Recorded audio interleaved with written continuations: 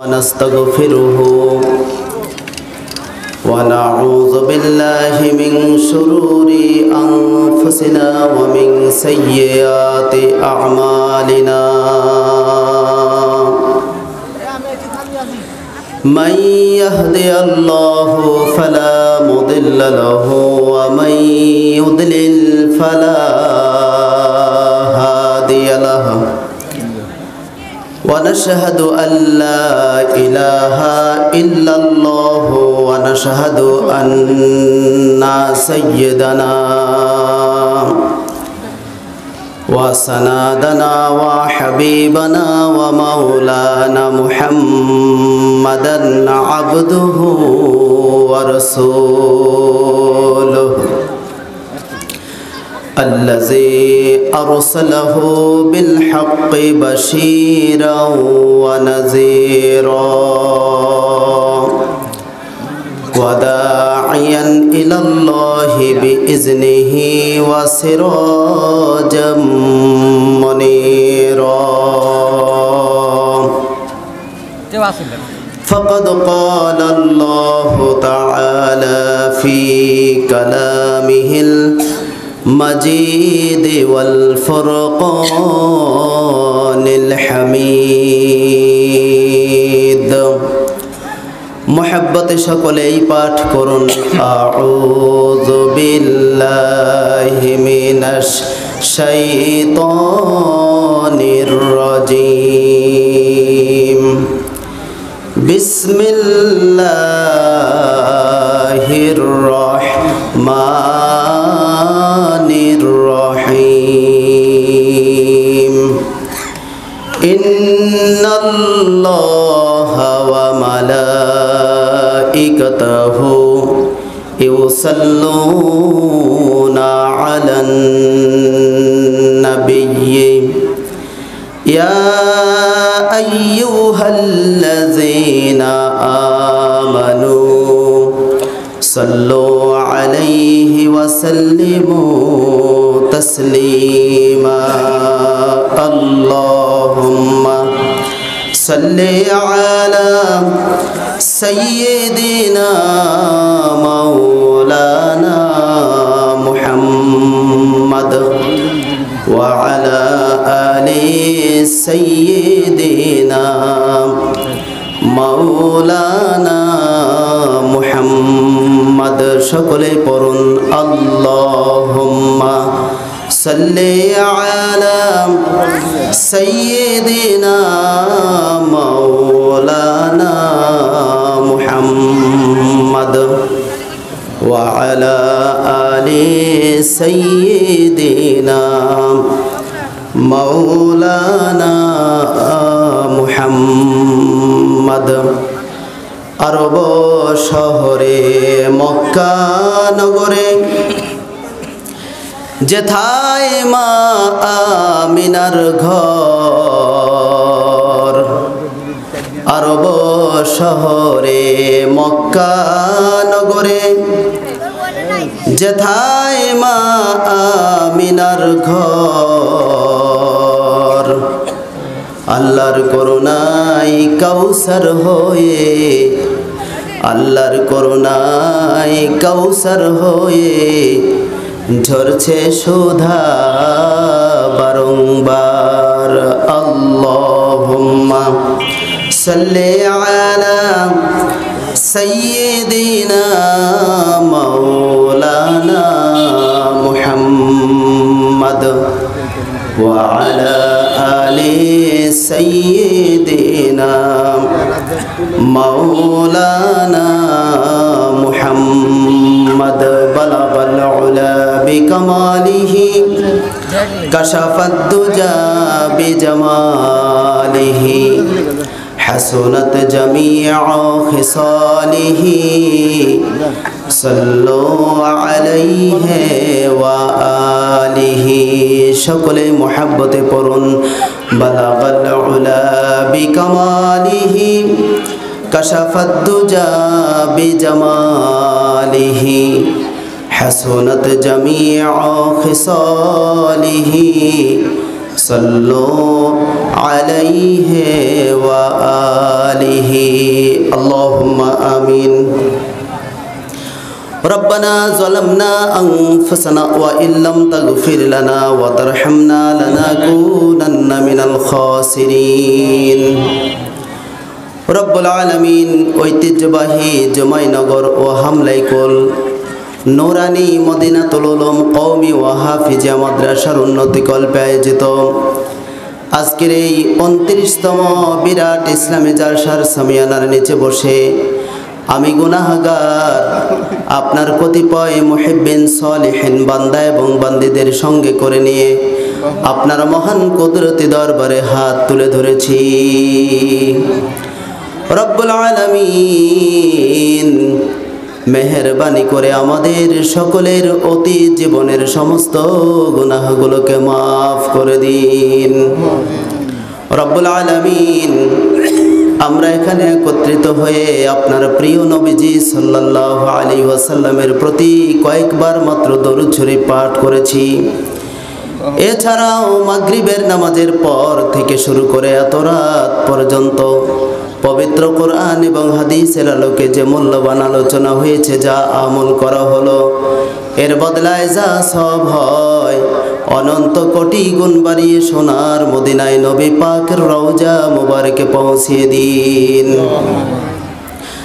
নবী পরিবার সাহাবায়ে আজমাইন তাবিন তাবে তাবিন শুহাদা আজমাইন আইম্মায়ে মুজতাহিদিন হযরত আদম আলাইহিস সালাতু ওয়াস সালাম থেকে শুরু করে আজ পর্যন্ত যত মুমিন মুমিনাত দুনিয়া থেকে বিদায় হয়ে গেছে, মেহেরবানি করে সকলের রূহ মুবারকে সওয়াবগুলো পৌঁছিয়ে দিন।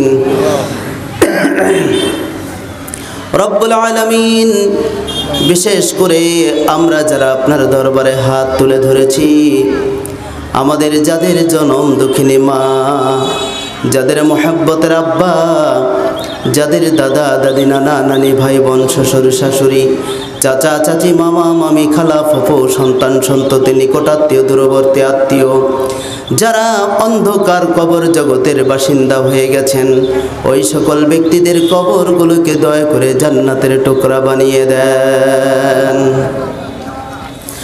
রব্বুল আলামিন আজকের এই মাহফিলকে দয়া করে আপনি কবুল করে নেন। এই মাহফিলের আয়োজন করতে গিয়ে যারা অক্লান্ত পরিশ্রম করেছেন, মাথার ঘাম পায়ে ফেলে কষ্টে উপার্জন করা টাকা পয়সা যারা দান করেছেন, আজকের মাহফিলের বক্তা শ্রোতা সহ সবাইকে কবুল করে নেন। আখিরাতের আদালতে কঠিন মুসিবতের সময় এই মাহফিলটাকে আমাদের সকলের জন্য নাজাতের ওসিলা হিসেবে কবুল করে নিয়েন।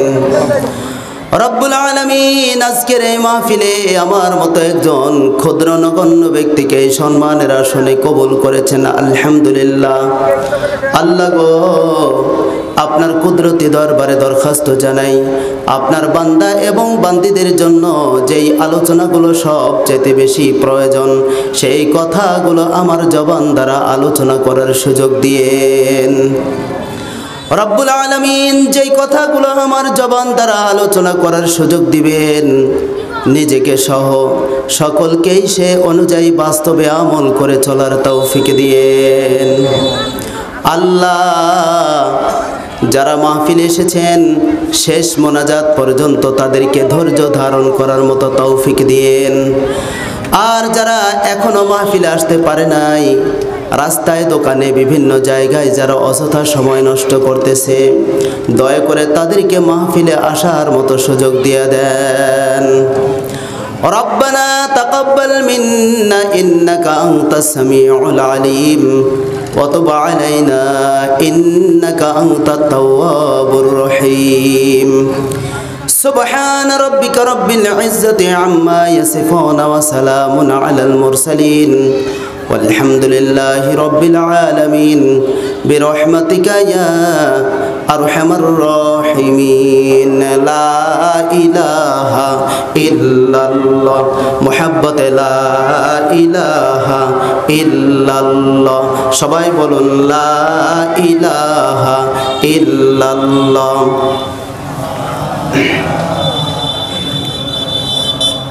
লা ইলাহা ইল্লাল্লাহ লা ইলাহা ইল্লাল্লাহ মুহাব্বতে লা ইলাহা ইল্লাল্লাহ লা ইলাহা ইল্লাল্লাহ লা ইলাহা ইল্লাল্লাহ বলো রে মুমিনগণ লা ইলাহা ইল্লাল্লাহ বলো রে মুমিনগণ এই কালেমার জন্যে নবীজি এই কালেমার জন্যে নবীজি সহিলেন কত জ্বালাতন লা ইলাহা ইল্লাল্লাহ বলো রে মুমিনগণ লা ইলাহা ইল্লাল্লাহ মুহাব্বতে লা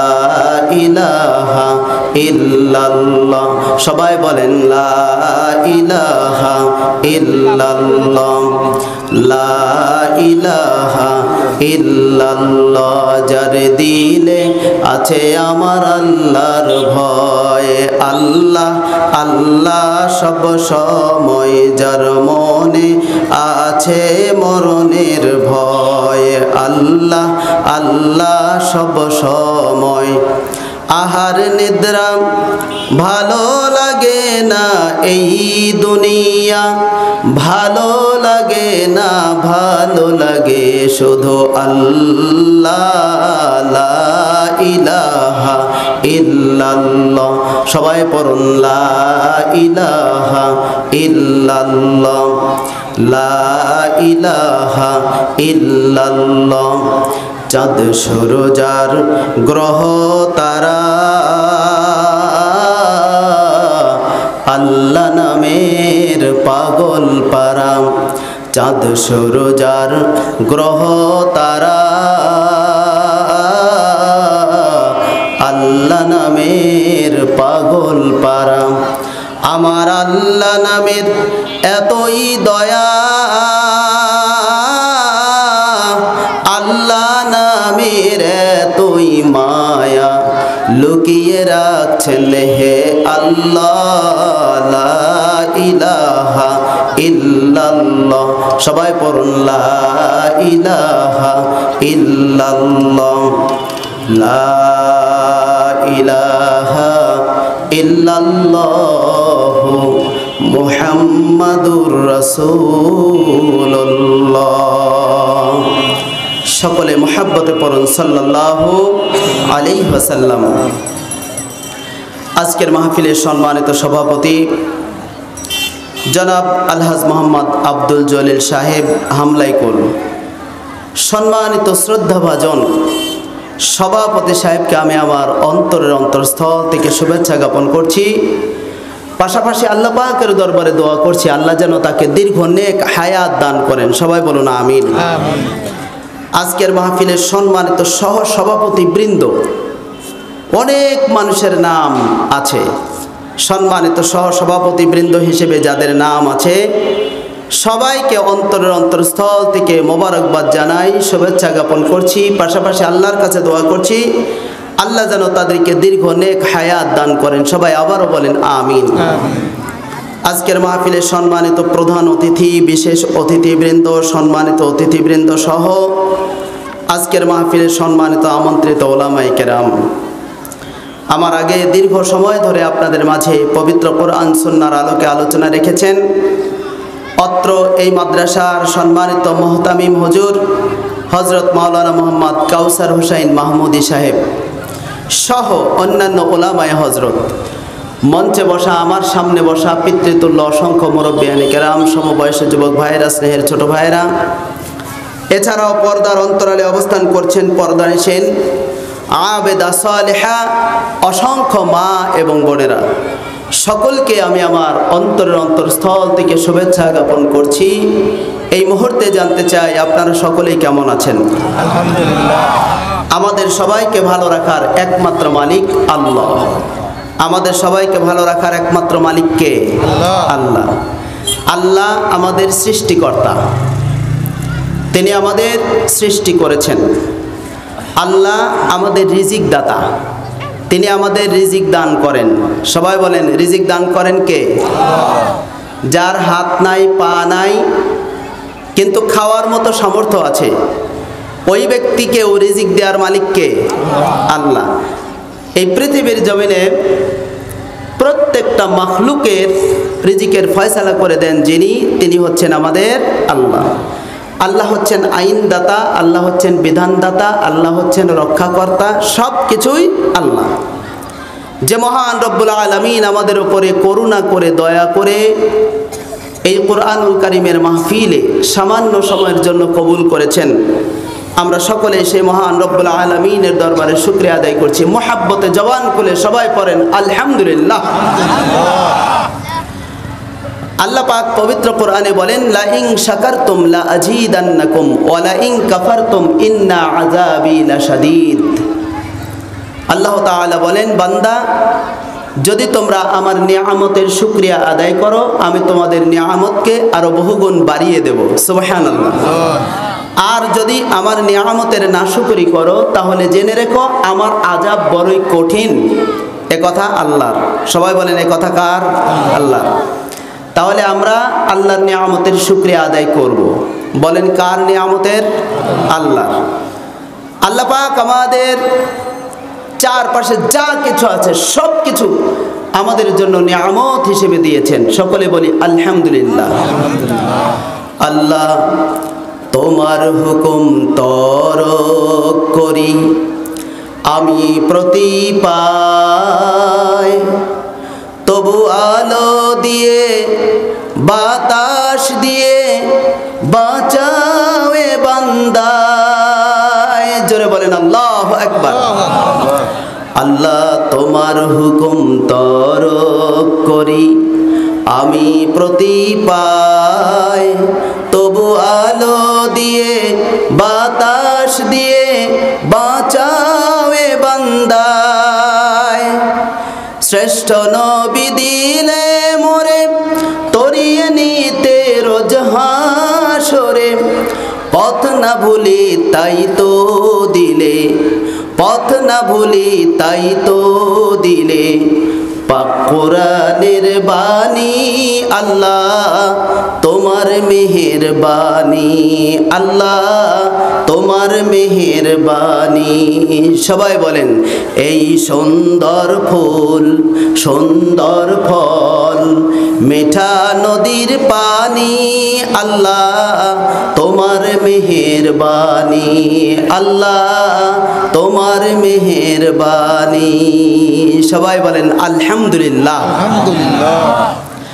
আমরা প্রতিটি কদমে কদমে, কদম মানে ধাপ, প্রতিটি ধাপে ধাপে আল্লাহ পাকের অগণিত নিয়ামতের নাশুকরি করছি, আল্লাহর হুকুম অমান্য করছি। এরপরেও আল্লাহ তাআলা আমাদেরকে আলো দিয়ে বাতাস দিয়ে বাঁচিয়ে রেখেছেন। জবান খুলে বলেন আলহামদুলিল্লাহ। এই যে আমরা আলো পাই, আলো আসে কোত্থেকে? সূর্য থেকে। সবাই বলেন আলো আসে কোত্থেকে? সূর্য থেকে। সূর্যের সৃষ্টিকর্তা কে? আল্লাহ। যদি কেউ সূর্যকে সেজদা করে, সূর্যকে যদি কেউ উপাসনা করে, সূর্যকে যদি কেউ পূজা করে, আপনারা বলেন তার ভেতরে ঈমান আছে না ঈমান গেছে? ঈমান চলে গেছে, তার ঈমান নাই, সে মুশরিক। সবাই বলেন তো সে কি? মুশরিক। সূর্যের কোনো ক্ষমতা নাই, ক্ষমতা হচ্ছে আল্লাহ। আল্লাহ পাক সূর্যকে হুকুম করেছেন, সূর্য আমাদেরকে আলো দিচ্ছে। আল্লাহ পাক বাতাসকে হুকুম করছেন, বাতাস আমাদেরকে বাতাস দিতেছে। মাছ যেমন ভাবে পানির মধ্যে হাবুডুবু খায়, আমরা মানুষ পৃথিবীর স্থলভাগে যতগুলো প্রাণী বসবাস করে সমস্ত প্রাণীগুলো বাতাসের মধ্যে তারা হাবুডুবু খায়। বলেন কিসের মধ্যে হাবুডুবু খায়? বাতাসের মধ্যে। আমরা কিন্তু বাতাসের মধ্যে ডুবে আছি। একটাবার কি এটা চিন্তা করে দেখেছেন আমরা কিসের মধ্যে ডুবে আছি? বাতাসের মধ্যে। সামনে এদিকে যে হালকা স্যান স্যান করতেছে এটা অফ হোক, সাউন্ড কম হোক, তা কোনো সমস্যা নেই। তো আমরা যে বাতাসের মধ্যে ডুবে আছি, এটাকে আপনাদের বিশ্বাস হয় না? এই দেখেন, একটু হাত এরকম করেন, দেখেন না, বিসমিল্লাহ বলে এরকম করেন, দেখেন আস্তে করে এরকম করেন, দেখেন হাতের সাথে বাতাস বাড়তেছে, মানে একেবারে ভরপুর বাতাস বুঝাই। একেবারে এই বায়ুমণ্ডল, পৃথিবীর উপরিভাগ আল্লাহ পাক বায়ুমণ্ডল দিয়ে ভরপুর করে রেখে দিয়েছেন। জোরে বলেন আল্লাহু আকবার। আপনারা অনেকেই কিন্তু এখনো হাত নাড়াননি। আপনারা মনে মনে ভাবতেছেন, হুজুর যা বলবে তাই করবো, তাই কি হয়? ঠিক না? একেবারে দেখেন হাতের সাথে আমাদের বাতাস বাড়তেছে, মানে বাতাস দিয়ে আল্লাহ পাক আমাদেরকে জীবন ধারণের ব্যবস্থা করে দিয়েছেন। জোরে বলি আলহামদুলিল্লাহ। আমরা যে শ্বাস প্রশ্বাস নেই, নিঃশ্বাস টেনে নেই আবার বের করে দেই, অক্সিজেন গ্রহণ করি, কার্বন ডাই অক্সাইড ত্যাগ করি, এগুলো কার? নাকি মানুষের? আল্লাহর না? আল্লাহ রব্বুল আলামিন আমাদের নিকট থেকে যদি এই অক্সিজেন, এই বাতাস যদি 1 সেকেন্ডের জন্য সরায় আনেন, আমরা মনে হয় সবাই ভালো থাকবো নাকি? কি হবে? সবাই একসাথে মৃত্যুবরণ করবো, ঠাস করে পড়বো তো মরে যাব। আল্লাহ রব্বুল আলামিন যদি বাতাসকে হুকুম করেন, ও বাতাস মানুষের দেহের মধ্যে থেকে তুমি বের হয়ে আসবে, আর ভিতরে ঢুকবে না, সাথে সাথে বাতাস চলাচল যদি বন্ধ হয়ে যায়, ওই ব্যক্তিকে আর মানুষ জীবিত বলবে না, বলবে মৃত। কি বলবে? মৃত। আমার আল্লাহ তাআলা বলেন, কাইফা তাকফুরুনা বিল্লাহি ওয়া কুনতুম আমওয়াতান ফাআহইয়াকুম সুম্মা ইউমীতুকুম সুম্মা ইউহয়ীকুম সুম্মা ইলাইহি তুরজাউন। সকলেই বলেন আল্লাহু আকবার। আল্লাহ তাআলা বলছেন, কাইফা তাকফুরুনা বিল্লাহ, কিভাবে তোমরা আল্লাহর সাথে কুফরি করো, ওয়া কুনতুম আমওয়াতান, অথচ তোমরা ছিলে মৃত, ফাআহইয়াকুম, আল্লাহ তাআলা বলেন এরপর আমি তোমাদেরকে জীবিত করেছি, সুম্মা ইউমীতুকুম, এরপরে তোমাদেরকে মৃত্যু দান করব, সুম্মা ইউহয়ীকুম, এরপর তোমাদেরকে আবার পুনরায় পুনরুজ্জীবিত করব, সুম্মা ইলাইহি তুরজাউন, অতঃপর তোমাদেরকে আমার কাছেই প্রত্যাবর্তন করতে হবে। কথাগুলো আল্লাহর। সবাই বলেন কথাগুলো কার? এক সময় আমাদের কোনো অস্তিত্ব ছিল না, আমরা মৃত ছিলাম। আল্লাহ পাক আমাদেরকে জীবিত করেছেন, এরপর আবার মৃত্যু দান করবেন, আবার পুনরায় পুনরুজ্জীবিত করবেন, আমাদেরকে ফিরে যেতে হবে আল্লাহর কাছে। সবাই বলেন আমাদের ফিরে যেতে হবে কার কাছে?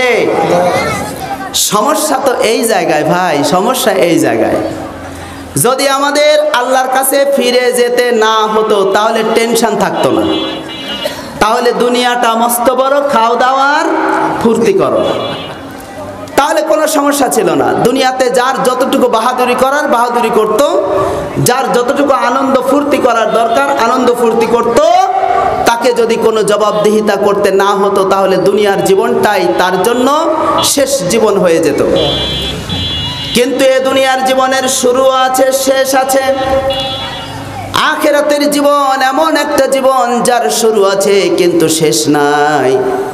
ওই অনন্তকালের জীবন, আখিরাতের জীবনটা যেন আমাদের সুখময় হয়, এর জন্য আমাদের প্রাণপণে চেষ্টা প্রচেষ্টা চালানো দরকার আছে না নাই? সবাই কথা বলেন, দরকার আছে না নাই? আখিরাতের জীবনটাকে সুখময় করার জন্য আমাদের প্রাণপণে চেষ্টা চালিয়ে যেতে হবে। আল্লাহ যেন আমাদেরকে তৌফিক দেন। সবাই বলেন আমিন। ভাইজান, আজকের মাহফিলে লোক সংখ্যা কম হওয়ার কারণে আপনাদের কি মন খারাপ হয়েছে? মন খারাপ করবেন না, কারণ সৌভাগ্যবান সবাই হয় না। একই ক্লাসে 50 জন শিক্ষার্থী, মনে করেন 50 জন ছাত্র আছে, এই 50 জনই কি অফিসার হয়? নাকি কামলাও 2-4 জন হয়, ভ্যান চালকও 2-4 জন হয়? সবাই কিন্তু বড় বড় অফিসার হয় না, 2-4 জন হয়। তো এই যে অত্র এলাকায় এই জুমাইনগর ও হামলাইকুল দুইটা গ্রাম মিলে যে একটা মদিনাতুল উলুম নুরানি কওমি ও হাফিজিয়া মাদ্রাসা, এই মাদ্রাসার আওতাভুক্ত যতগুলো সম্মানিত মুসল্লিয়ানে কেরাম আছেন, প্রত্যেকটা বাড়ি থেকে যদি একজন দুইজন করে মানুষ আজকের কোরআনের মাহফিলে আসতো, জায়গা দেওয়া সম্ভব হতো না, কথা ঠিক কিনা? কিন্তু তারা আসতে পারে নাই। আমরা আল্লাহ পাকের দরবারে দরখাস্ত জানাই, আল্লাহ যেন তাদেরকে কোরআনের সম্মান রক্ষার্থে মাহফিলে আসার মতো যেন সুযোগ দেন। সবাই বলেন আমিন। আমরা যারা এসেছি আমরা সৌভাগ্যবান। হাদিস শরীফে এসেছে, মহানবী সাল্লাল্লাহু আলাইহি ওয়াসাল্লাম বলেছেন, মাজলিসু ফিকহিন খায়রুম মিন ইবাদাতি 60 সানা। ইলমে দ্বীন শিক্ষার একটা মজলিস 60 বছর ইবাদতের চেয়ে উত্তম। সবাই বলেন সুবহানাল্লাহ। আজকের এই কোরআনের মাহফিলে আপনারা যারা বসেছেন, এটা ইলমে দ্বীন শিক্ষার একটা মজলিস। এই মজলিসের মর্যাদা, এখানে যদি আপনারা 1 ঘন্টা 1.5 ঘন্টা সময়, সামান্য সময় যদি আপনারা আল্লাহর রাস্তে ব্যয় করেন কিছু শেখার জন্য, কিছু জানার জন্য, কিছু বোঝার জন্য, কিছু আমলের জন্য, আল্লাহ পাক 60 বছর ইবাদতের চাইতেও বেশি সওয়াব দিয়ে দিবেন। সবাই বলেন সুবহানাল্লাহ। আপনারা বলেন তো, আমাদের সওয়াবের দরকার আছে না নাই? সওয়াব কি জিনিস? এটা কি চোখে দেখা যায়? সওয়াব চোখে দেখা যায় না, কিন্তু বিশ্বাস করতে হয়। আখিরাতের জীবন চোখে দেখা যায় না, কিন্তু বিশ্বাস করতে হয়। আমাদের দেহের মধ্যে যেমন 2টা জিনিস আছে, 1 নাম্বার হলো দেহ, 2 নাম্বার হলো রুহু। 2টাই সত্য। জোরে বলেন, 2টাই কি সত্য? একটা দেখা যায় আর একটা দেখা যায় না। দেহ দেখা যায়, রুহু দেখা যায় না। দেহ দেখা যায়, রুহু দেখা যায় না, কিন্তু 2টাই সত্য। সওয়াব দেখা যায় না, বলেন সওয়াব দেখা যায় না? দেখা যায় কি? দেখা যায় না, কিন্তু সওয়াব আছে, এটা সত্য। আখিরাতের জিন্দেগি আছে, জান্নাত আমরা দেখি নাই, জাহান্নাম আমরা দেখি নাই, ওগুলো আছে সত্য, কিন্তু আমরা এখন দেখতে পাচ্ছি না। ওইটা আল্লাহ পাক এক সময় আমাদেরকে দেখার সুযোগ করে দেবেন ইনশাআল্লাহ। এ দুনিয়ার জমিনে সওয়াব এমন একটা জিনিস, যে জিনিসটা খালি চোখে, যে জিনিসটা চশমা দিয়েও দেখা যায় না। এ দুনিয়ার জমিনে যার যত বেশি টাকা পয়সা, সে যেমন ভাবে তার মনের ইচ্ছা পূরণ করতে পারে। ইচ্ছা করলো দামি দামি গাড়ি কিনলো, ইচ্ছা করলে দামি দামি বাড়ি তৈরি করলো, মিল কলকারখানা তৈরি করলো, বিলাসবহুল জীবনযাপন করলো, দামি দামি খাবারের ব্যবস্থা করে দামি দামি খাবার খেতে পারলো। অসহ্য হয়েছে, সুচিকিৎসার জন্য লক্ষ লক্ষ টাকা ব্যয় করে সুস্থতা পেতে পারে। এই দুনিয়ার জমিনে যার যত বেশি টাকা পয়সা, ইচ্ছা করলে সে শত শত বিঘা সম্পত্তি কিনতে পারে, ইচ্ছা করলে সে স্বর্ণরৌপ্য মণিমাণিক্যের অধিকারী হয়ে যেতে পারে। এই দুনিয়ার জমিনে যার যত টাকা পয়সা, তার যেমন তত ইচ্ছা পূরণ হওয়ার সম্ভাবনা থাকে। আখিরাতের আদালতে যার যত বেশি সওয়াব হবে, আখিরাতে তার তত বেশি মনের আকাঙ্ক্ষা আল্লাহ তাআলা পূরণ করে দিবেন। সবাই বলুন সুবহানাল্লাহ। আখিরাতে যার সওয়াব যত বেশি, সে ব্যক্তি আখিরাতের আদালতে ধনী বলে পরিচিত হবে, ধনী বলে বিবেচিত হবে। সবাই বলেন সুবহানাল্লাহ। এই জন্য আমাদের দুনিয়ার জীবনের লক্ষ্য এবং উদ্দেশ্য হলো আল্লাহর সন্তুষ্টি অর্জনের লক্ষ্যে আল্লাহর বিধান অনুযায়ী, রাসূল সাল্লাল্লাহু আলাইহি ওয়াসাল্লামের তরিকা অনুযায়ী আমল করা। এই আমলের বিনিময়ে আল্লাহ আমাদেরকে সওয়াব দান করবেন। জবান খুলে বলেন, আমলের বিনিময়ে আল্লাহ কি দিবেন? সওয়াব। সম্মানিত মুসল্লিয়ানে কেরাম, পর্দার অন্তরালে যারা মা বোনেরা আছেন, আমি আপনাদের সবাইকে বিনয়ের সাথে অনুরোধ করছি, দয়া করে কেউ কথাবার্তা বলবেন না, গল্প গুজব করবেন না। কোরআনের মাহফিল, এই মাহফিলটাকে আপনারা সম্মান দেন। মাহফিল থেকে কিছু কথা গ্রহণ করুন, বাস্তব জীবনে আমল করার জন্য নিয়ত করুন। আল্লাহ যেন আমাদের সবাইকে তৌফিক দান করেন। সবাই বলেন আমিন। আবারও সবাই বলেন আমিন।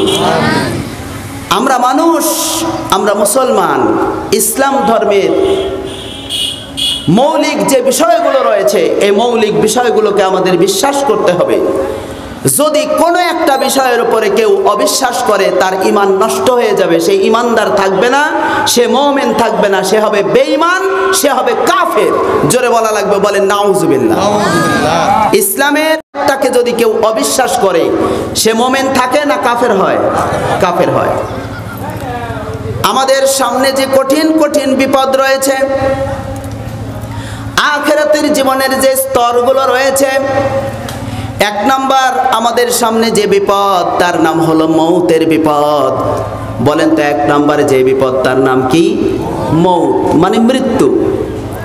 মৃত্যুর হাত থেকে আমরা কিন্তু কেউ বাঁচতে পারবো না, যতই চেষ্টা করি না কেন। কিন্তু আমরা ইচ্ছা করলে আমরা অন্যান্য যত বিষয় আছে সেগুলো থেকে নিজেদেরকে রক্ষা করতে পারবো, কিন্তু মৃত্যুর হাত থেকে আমরা বাঁচতে কেউ পারবো না, কেউ পারেনি, পারবেও না। এক নাম্বার হলো মৌতের বিপদ, 2 নাম্বার হলো কবরের বিপদ, 3 নাম্বার হাসরের বিপদ, 4 নাম্বার মিজানের বিপদ, 5 নাম্বার পুলসিরাতের বিপদ, এরপরে রয়েছে জাহান্নাম। এই সকল বিপদ থেকে যদি আল্লাহ আমাদেরকে রক্ষা করেন, আল্লাহ তাআলা দয়া করলে আমরা সবাই জান্নাতের মেহমান হয়ে যাব। সবাই বলুন সুবহানাল্লাহ। তাহলে এই সকল বিপদ থেকে রক্ষা পাওয়ার জন্য আমাদের চেষ্টা করা দরকার আছে না নাই? কবে চেষ্টা করতে হবে? মারা যাওয়ার পর না বেঁচে থাকতেই? বেঁচে থাকতে চেষ্টা করতে রাজি আছেন কারা কারা? 2খানা হাত উঁচু করে দেখান। আল্লাহ যেন আমাদেরকে চেষ্টা করার তৌফিক দেন। সবাই বলেন আমিন। তাহলে 1 নাম্বার আমাদের সামনে যে বিপদ, এই বিপদটার নাম হলো মৌত। সবাই বলেন বিপদটার নাম কি? মৌত। আল্লাহর কাছে আমরা দোয়া করছি, আল্লাহ যেন আমাদেরকে ঈমানের সাথে মৃত্যু দেন। সবাই বলেন আমিন। কিসের সাথে? ঈমানের সাথে। ঈমান নিয়ে যদি আমরা মরতে পারি আমাদের আর কোনো ভয় নাই। আল্লাহ বলেন ওয়ালা তাহিনু ওয়ালা তাহজানু ওয়া আনতুমুল আ'লাউনা ইন কুনতুম মুমিনিন। ওয়ালা তাহিনু ওয়ালা তাহজানু ওয়া আনতুমুল আ'লাউনা ইন কুনতুম মুমিনিন। আল্লাহ তাআলা বলেন বান্দারে তোমাদের কোনো ভয় নাই, তোমাদের কোনো চিন্তাও নাই, বিজয়ী তোমরাই হবে যদি তোমরা মুমিন হও। সুবহানাল্লাহ।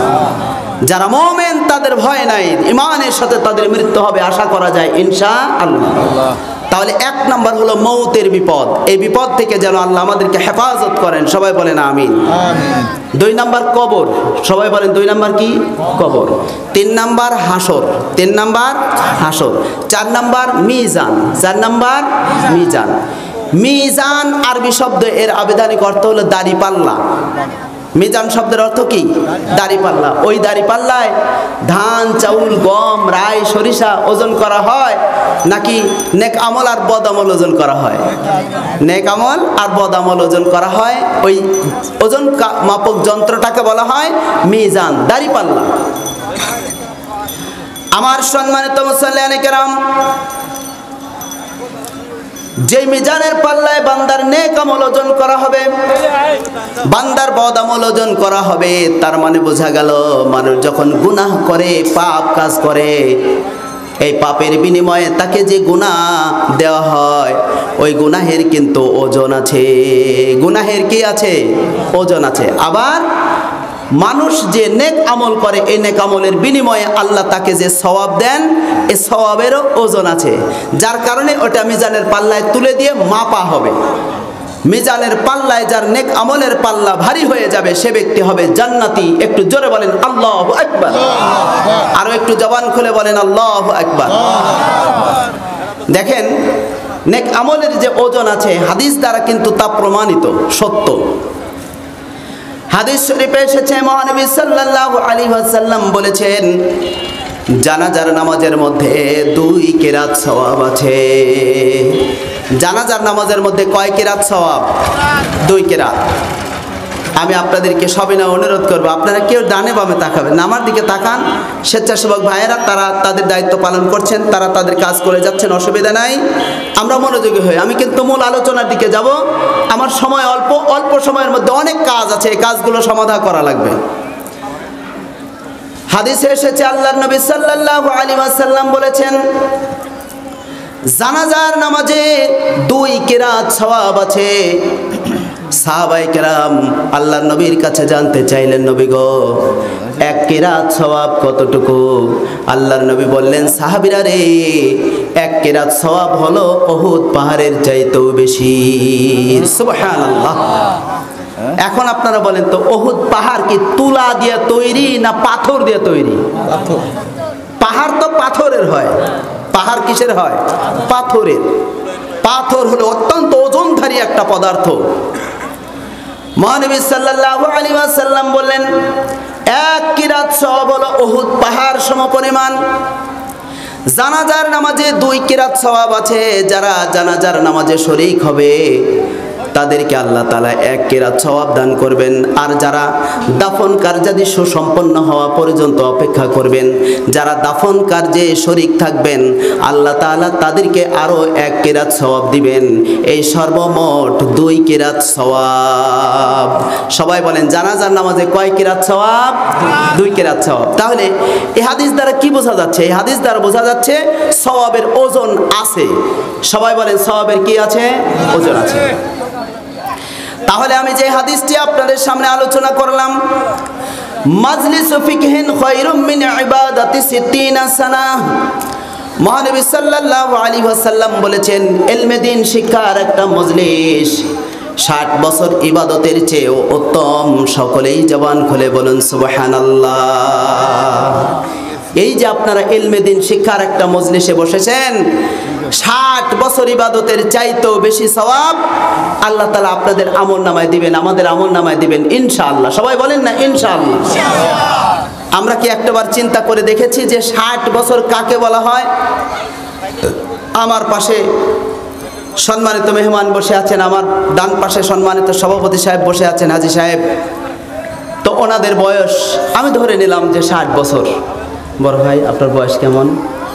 আমার বড় ভাই হিসেবে এখন যাচ্ছে 66। আলহামদুলিল্লাহ, 66 বছর বয়স। কয় বছর? 66 বছর। এই 66 বছর কি চারটিখানি কথা? যদি আল্লাহর কোনো বান্দা সারাদিন রোজা রাখে, সারাদিন কোরআন তেলাওয়াতের মধ্যে কাটিয়ে দেয়, তাসবিহ তাহলিল জিকির আজকার নামাজের মধ্যে যদি সময় কাটিয়ে দেয়, আবার সারা রাত যদি ঘুম না পেরে সারা রাত নামাজের মধ্যে কোরআন তেলাওয়াতের মধ্যে তাসবিহ তাহলিল জিকির আজকারের মধ্যে যদি সারাটা রাত কাটিয়ে দেয়, সারা দিন এবং সারা রাত সুদীর্ঘ 24 ঘন্টা একটানা যদি আল্লাহর ইবাদতের মধ্যে কাটিয়ে দেয়, তাহলে তার হবে মাত্র 1 দিন ইবাদত। কয় দিন হবে? 1 দিন। এইভাবে যদি একটানা 30 দিন সারা দিন সারা রাত একটানা যদি আল্লাহর ইবাদতের মধ্যে মশগুল থাকে, তাহলে কয় দিন হবে? 1 মাস। একটানা যদি 30 দিন ইবাদতে মশগুল থাকে তাহলে হবে 1 মাস। যদি 12 মাস ইবাদত করে তবে হলো 1 বছর। এইভাবে 60 বছর যদি আল্লাহর ইবাদতে সময় কাটিয়ে দেয় তবে হবে 60 বছর। আল্লাহর রাসূল সাল্লাল্লাহু আলাইহি ওয়াসাল্লাম বলেছেন, মাজলিসু ফিকহিন খায়রুম মিন ইবাদাতি 60 সানা। ইলমে দ্বীন শিক্ষার একটা মজলিস হলো 60 বছর ইবাদতের চেয়েও উত্তম। একটু সবাই বলুন সুবহানাল্লাহ। অতএব আজকের এই মাহফিলে আমরা যারা বসেছি আমরা সৌভাগ্যবান। এই হাদিস দ্বারা প্রমাণিত আমরা সৌভাগ্যবান। আপনাদের কাউকে যদি কেউ পা ধরে অনুরোধ করে যে ভাই তোমার 2টা পা ধরে বলতেছি চলো একটু বাহিরে যাই, চা পান খেয়ে আসি, আপনি বলবেন যে রাত 12টার পরে শেষ মোনাজাত হবে, তারপরে যাব, এর আগে উঠবো না। রাজি আছেন তো ইনশাআল্লাহ? ইনশাআল্লাহ। পা ধরে টানলেও আপনারা যাবেন না, পা ধরে কান্না করলেও আপনারা যাবেন না। কি জন্য যাবেন না?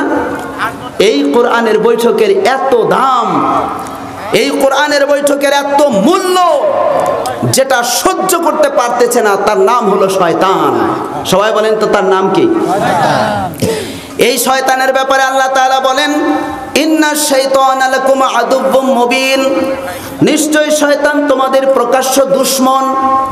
এই প্রকাশ্য দুশমন শয়তান আমাদেরকে কিন্তু নেক আমল থেকে বিরত রাখার জন্য চেষ্টা চালায়।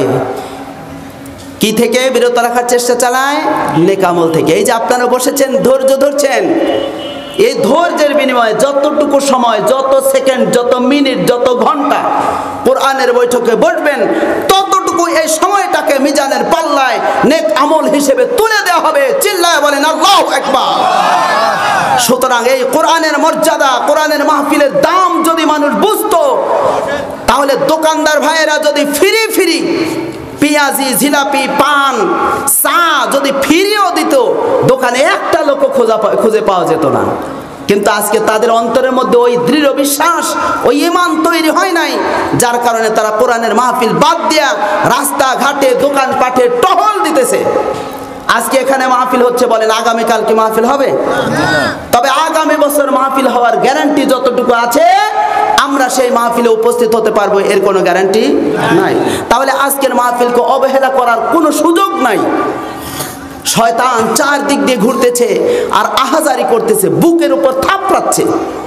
হায় সর্বনাশ! আল্লাহর বান্দারা কোরআনের বৈঠকে বসে কোরআনের আলোচনা শুনে, হাদিসের আলোচনা শুনে তাদের ঈমান বাড়তেছে, তারা নেক আমলের দিকে অগ্রসর হচ্ছে, তাদের আমলনামায় সওয়াব লেখা হচ্ছে, তারা তো জান্নাতি হয়ে যাচ্ছে। এটা তো সহ্য করা যায় না, যার কারণে শয়তান চারদিক দিয়ে পায়চারি করতেছে আর বুকের উপর চাপড়াচ্ছে। চিল্লায় বলেন নাউজুবিল্লাহ। শয়তানের কুমন্ত্রণা থেকে আমরা আল্লাহর কাছে আশ্রয় চাই। সবাই বলেন শয়তানের কুমন্ত্রণা থেকে আমরা কার কাছে আশ্রয় চাই? আল্লাহর কাছে।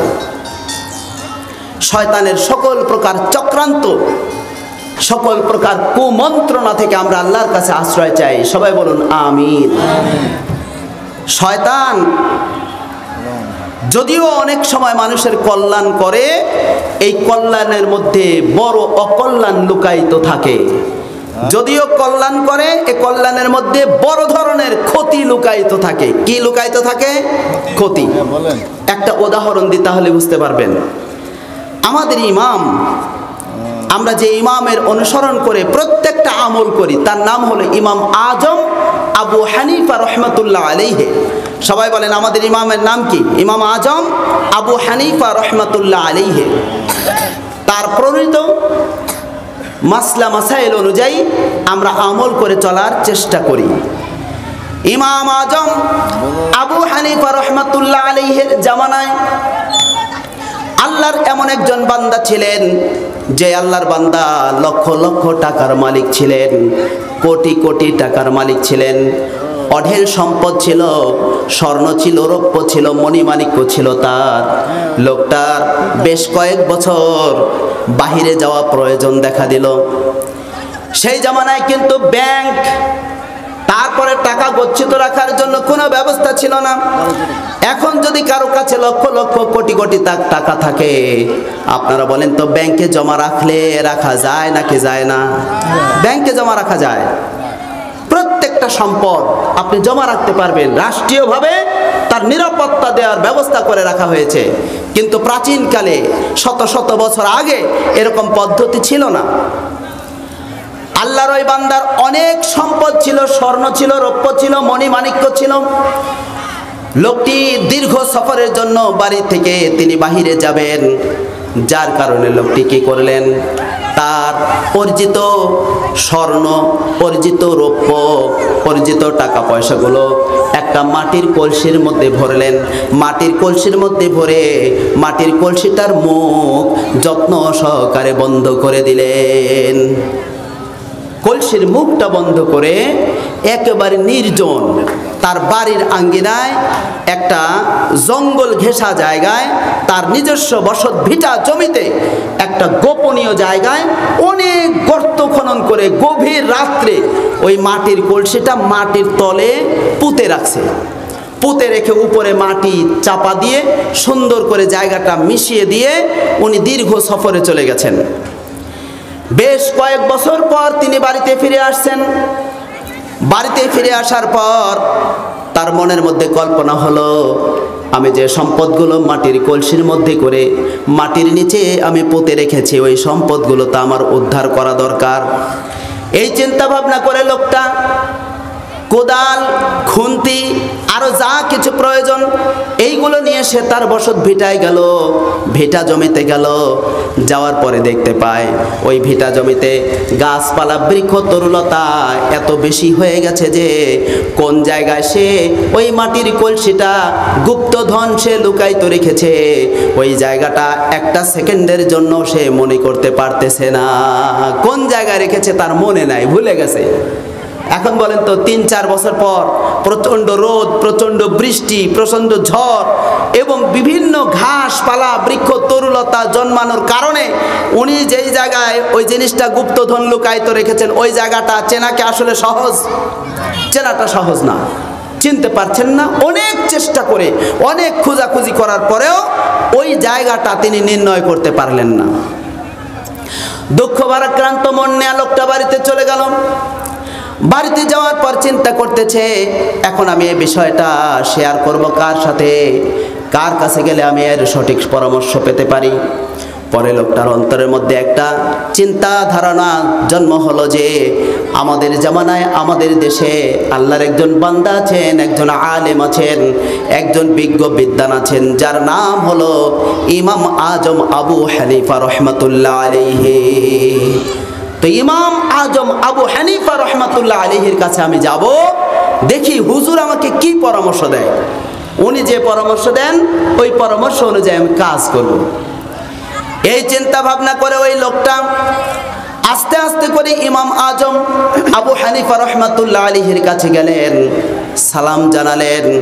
ইমাম আবু হানিফা রহমাতুল্লাহ আলাইহি বললেন, ওগো আল্লাহর বান্দা, আপনি কেন এসেছেন, কি জন্য এসেছেন, আমি কি জানতে পারি? লোকটি রেখে বলতেছেন, ওগো ইমাম সাহেব, আমার সারা জীবনের অর্জিত যতগুলো স্বর্ণ ছিল, যতগুলো রৌপ্য ছিল, যতগুলো টাকা পয়সা মণি মাণিক্য আমার বিদেশে যাওয়া প্রয়োজন হয়েছিল, যার কারণে আমার সম্পূর্ণ অর্জিত সম্পদগুলো আমি একটা মাটির কলসির মধ্যে রেখে ওই মাটির কলসিটার মুখ যত্ন সহকারে আটকিয়ে আমার বসত ভিটার একটা গোপন জায়গায় গভীর রাত্রিতে গর্ত খনন করে আমি আমার সমস্ত সম্পদগুলো, গুপ্তধনগুলো আমি লুকায়িত করে রেখেছি, পুঁতে রেখেছি। কিন্তু দুঃখের বিষয়, আমি কয়েক বছর পর বাড়িতে ফিরে আসার পর আমি ওই জায়গাটা আর চিহ্ন পাচ্ছি না।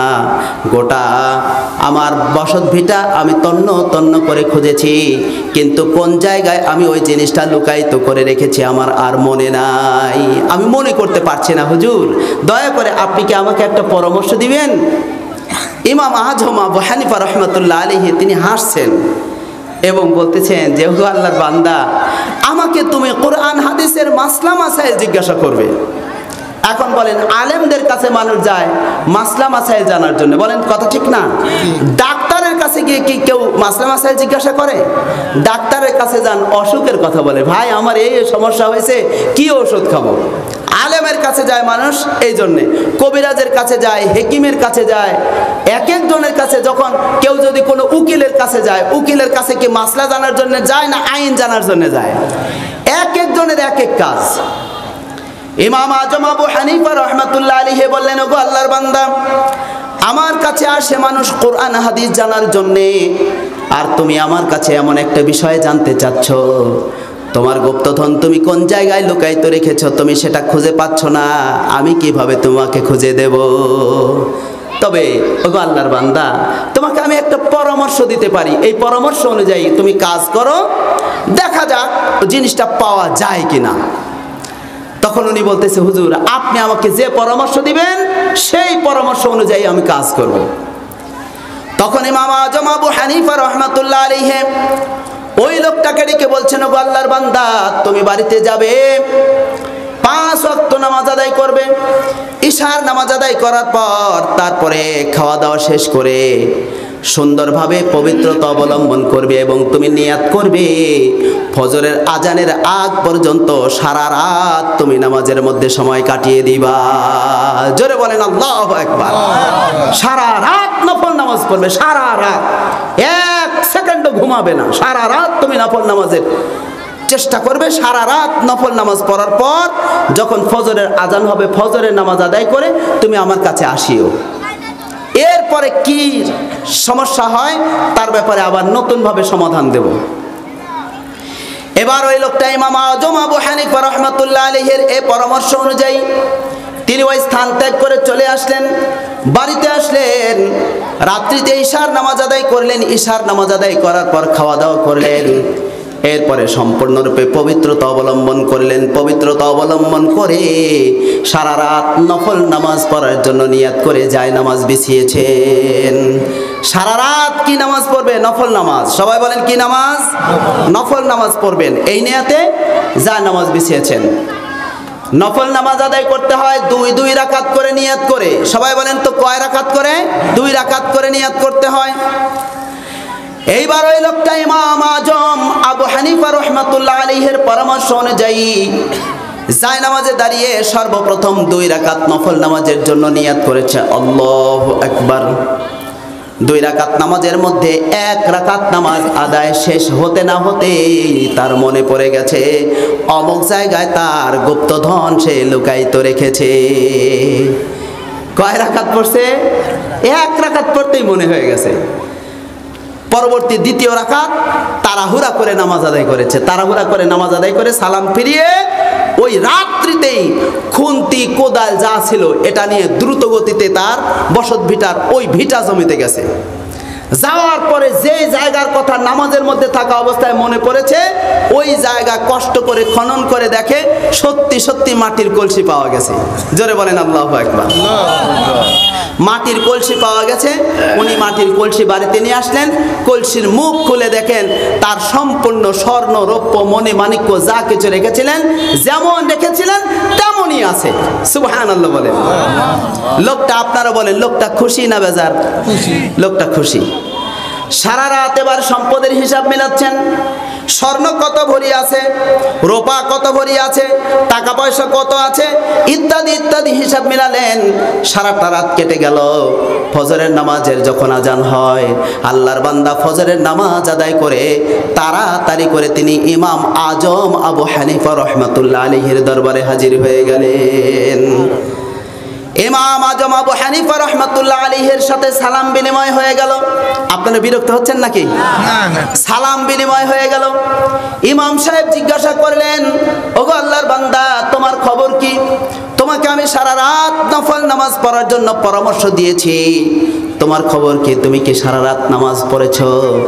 লোকটি এবার ডেকে বলতেছেন, ইমাম সাহেব, আমি সারা রাত নফল নামাজ পড়ার জন্য নিয়াত করে সবেমাত্র 2 রাকাতের নিয়াত করে 1 রাকাত শেষ করতে না করতেই আমার ওই জায়গার কথা মনে পড়ে গেছে।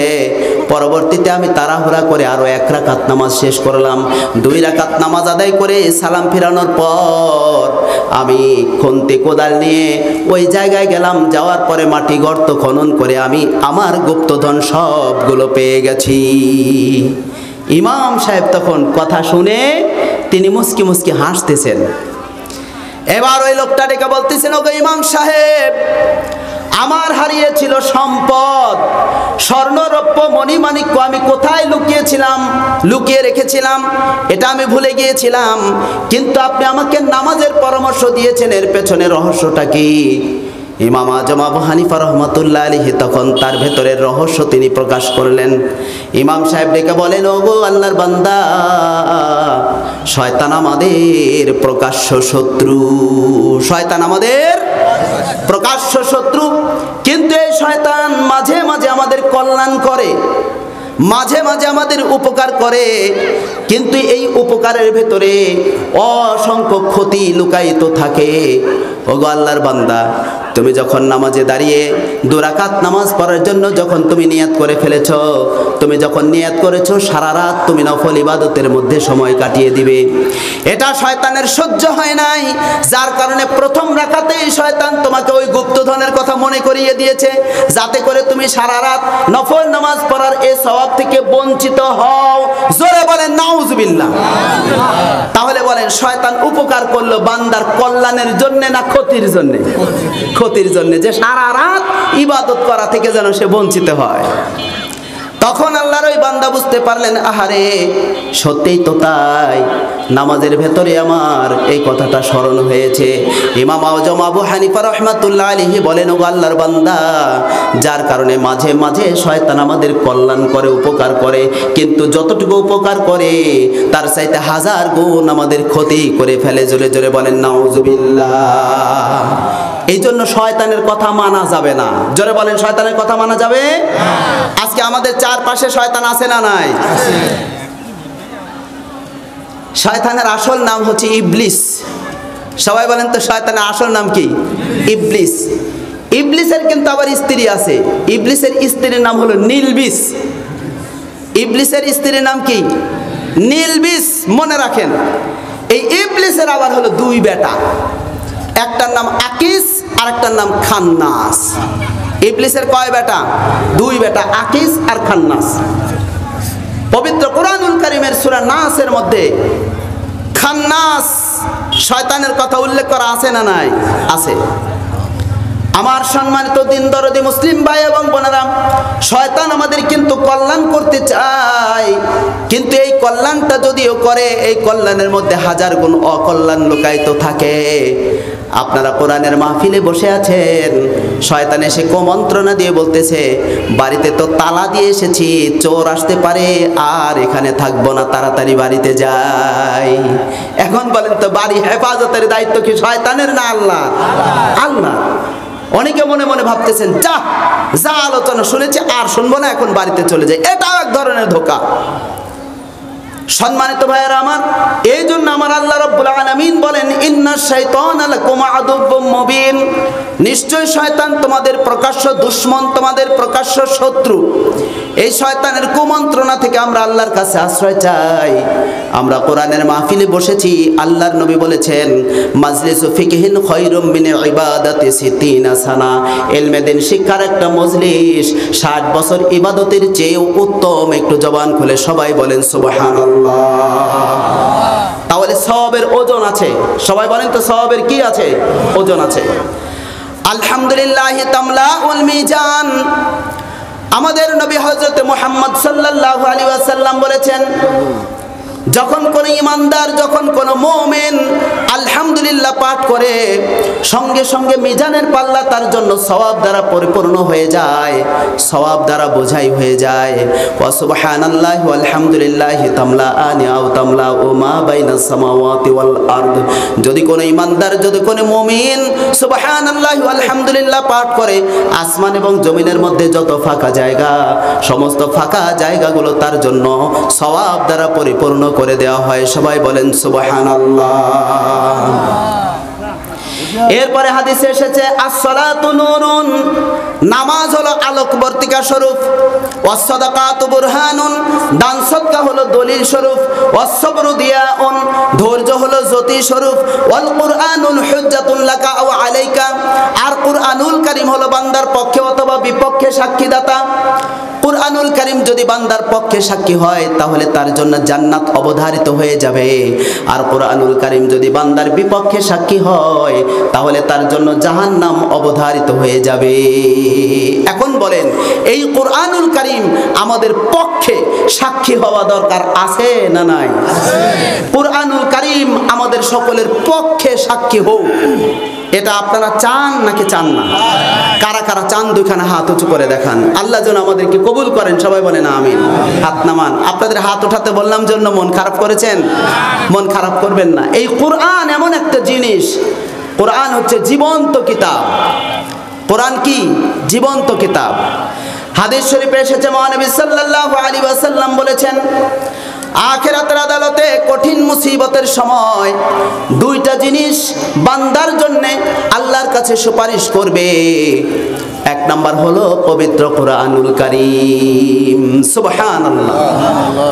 কুরআনুল কারীম আল্লাহ রাব্বুল আলামিনকে ডেকে বলবেন, আল্লাহ আপনার অমুক বান্দা অমুক বান্দি আরামের ঘুমকে হারাম করে আমাকে তেলাওয়াত করেছে, আমার ভেতরে যে বিধিবিধান, যে মাসলা মাসাইল, যে আমলগুলো ছিল, তারা সে আমলগুলো করেছে, আমাকে তেলাওয়াত করেছে, আমার বিধিবিধান বাস্তব জীবনে তারা আমল করে চলেছে। আয় পরওয়ারদিগার, আমি আপনার ওই বান্দার জন্য সুপারিশ করছি, আপনি তাকে জান্নাতের ফয়সালা করে দেন।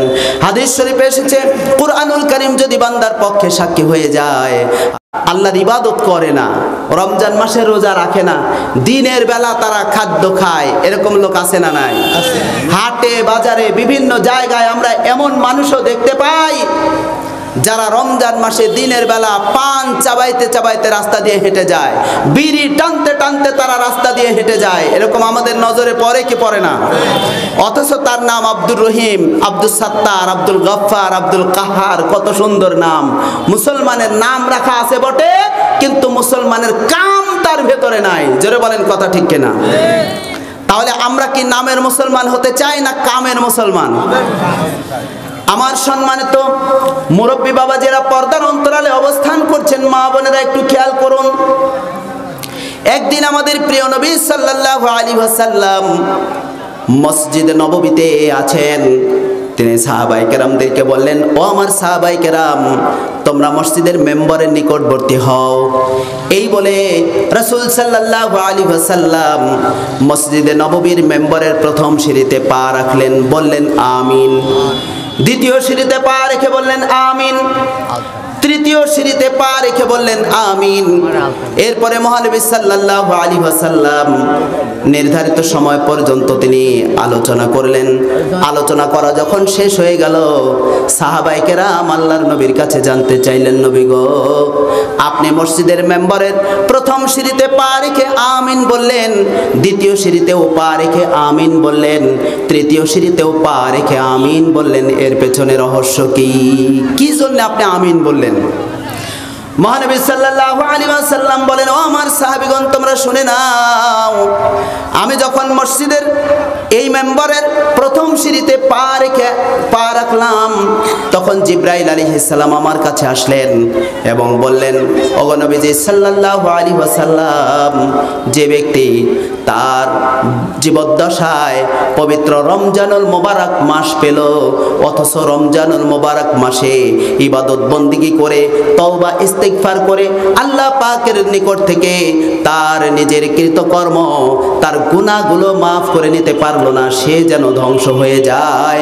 তখন আমি বলেছিলাম আমিন, অর্থাৎ আল্লাহ আপনি কবুল করুন। তার মানে হলো, যদি কেউ রমজান মাস পায় আর এই রমজানুল মোবারক মাসে সিয়াম সাধনার মাধ্যমে, নামাজের মাধ্যমে, তাসবিহ তাহলিল জিকির আজগার কোরআন তেলাওয়াতের মাধ্যমে, ইবাদত বন্দিগির মাধ্যমে, তওবা ইস্তিগফারের মাধ্যমে যদি কেউ তার জীবনের গুনাহগুলোকে মাফ করে নিতে না পারে, আল্লাহর নবী বলেছেন সে হলো সবচাইতে কপাল পোড়া হতভাগ্যবান। সে হলো কপাল পোড়া। সে কি? কপাল পোড়া হতভাগ্যবান। সে ধ্বংস হয়ে যাবে, তার মানে সে জাহান্নামী হয়ে যাবে, এতে কোনো সন্দেহ নাই। এরপরে মহানবী সাল্লাল্লাহু আলাইহি ওয়াসাল্লাম বলেন, ও আমার সাহাবীরা, তোমরা শোনো, যখন আমি মসজিদে নববীর দ্বিতীয় সিঁড়িতে পা রাখলাম, জিবরাইল আলাইহিস সালাম এসে বললেন, ধ্বংস হোক ওই ব্যক্তি, যে ব্যক্তি তার জীবদ্দশায় তার আব্বা আম্মাকে বার্ধক্য অবস্থায় পেল, অথচ বাবা আমার খেদমত করে সে জান্নাত কামাই করে নিতে পারলো না, সে যেন ধ্বংস হয়ে যায়। আল্লাহর নবী বলেছিলেন যে আমি তখন বললাম আমিন, আল্লাহ আপনি কবুল করুন। তার মানে দ্বিতীয় নাম্বার বোঝা গেল, যাদের আব্বা আম্মা বেঁচে আছেন, যাদের আব্বা আম্মা বৃদ্ধ অবস্থায় উপনীত হয়েছেন, অথচ আব্বা আম্মার সন্তুষ্টি অর্জন করে, আব্বা আম্মার খেদমত করে, তাদের দোয়া নিয়ে যদি কেউ জান্নাত কামাই করে নিতে না পারে, সে ধ্বংস হবে, অর্থাৎ জাহান্নামী হবে। একটু জোরে বলা লাগবে, বলেন নাউজুবিল্লাহ। এরপরে মহানবী সাল্লাল্লাহু আলাইহি ওয়াসাল্লাম বলেন, ও আমার সাহাবীরা, আমি যখন মেম্বারের তৃতীয় সিঁড়িতে পা রাখলাম, তখন জিবরাইল আলাইহিস সালাম এসে বললেন, ধ্বংস হোক ওই ব্যক্তি, যে ব্যক্তি আপনার নাম শুনলো অথচ আপনার প্রতি মহব্বত করে দরুদ শরীফ পড়লো না, সে যেন ধ্বংস হয়ে যায়। তখন আমি বলেছিলাম আমিন, অর্থাৎ আল্লাহ আপনি কবুল করুন। তাহলে আমাদের নবী হযরত মুহাম্মদ যখন আমরা শুনবো, তখনই বলবো সাল্লাল্লাহু আলাইহি ওয়াসাল্লাম। আমাদের নবী হযরত মুহাম্মদ, এই যে কথা বলছেন না, বলেন সাল্লাল্লাহু আলাইহি ওয়াসাল্লাম। মহানবী যখন বলবো তখনও বলবো সাল্লাল্লাহু আলাইহি ওয়াসাল্লাম। যখন বলবো রাসূল সাল্লাল্লাহু আলাইহি ওয়াসাল্লাম, যখন বলবো মুহাম্মদ সাল্লাল্লাহু আলাইহি ওয়াসাল্লাম।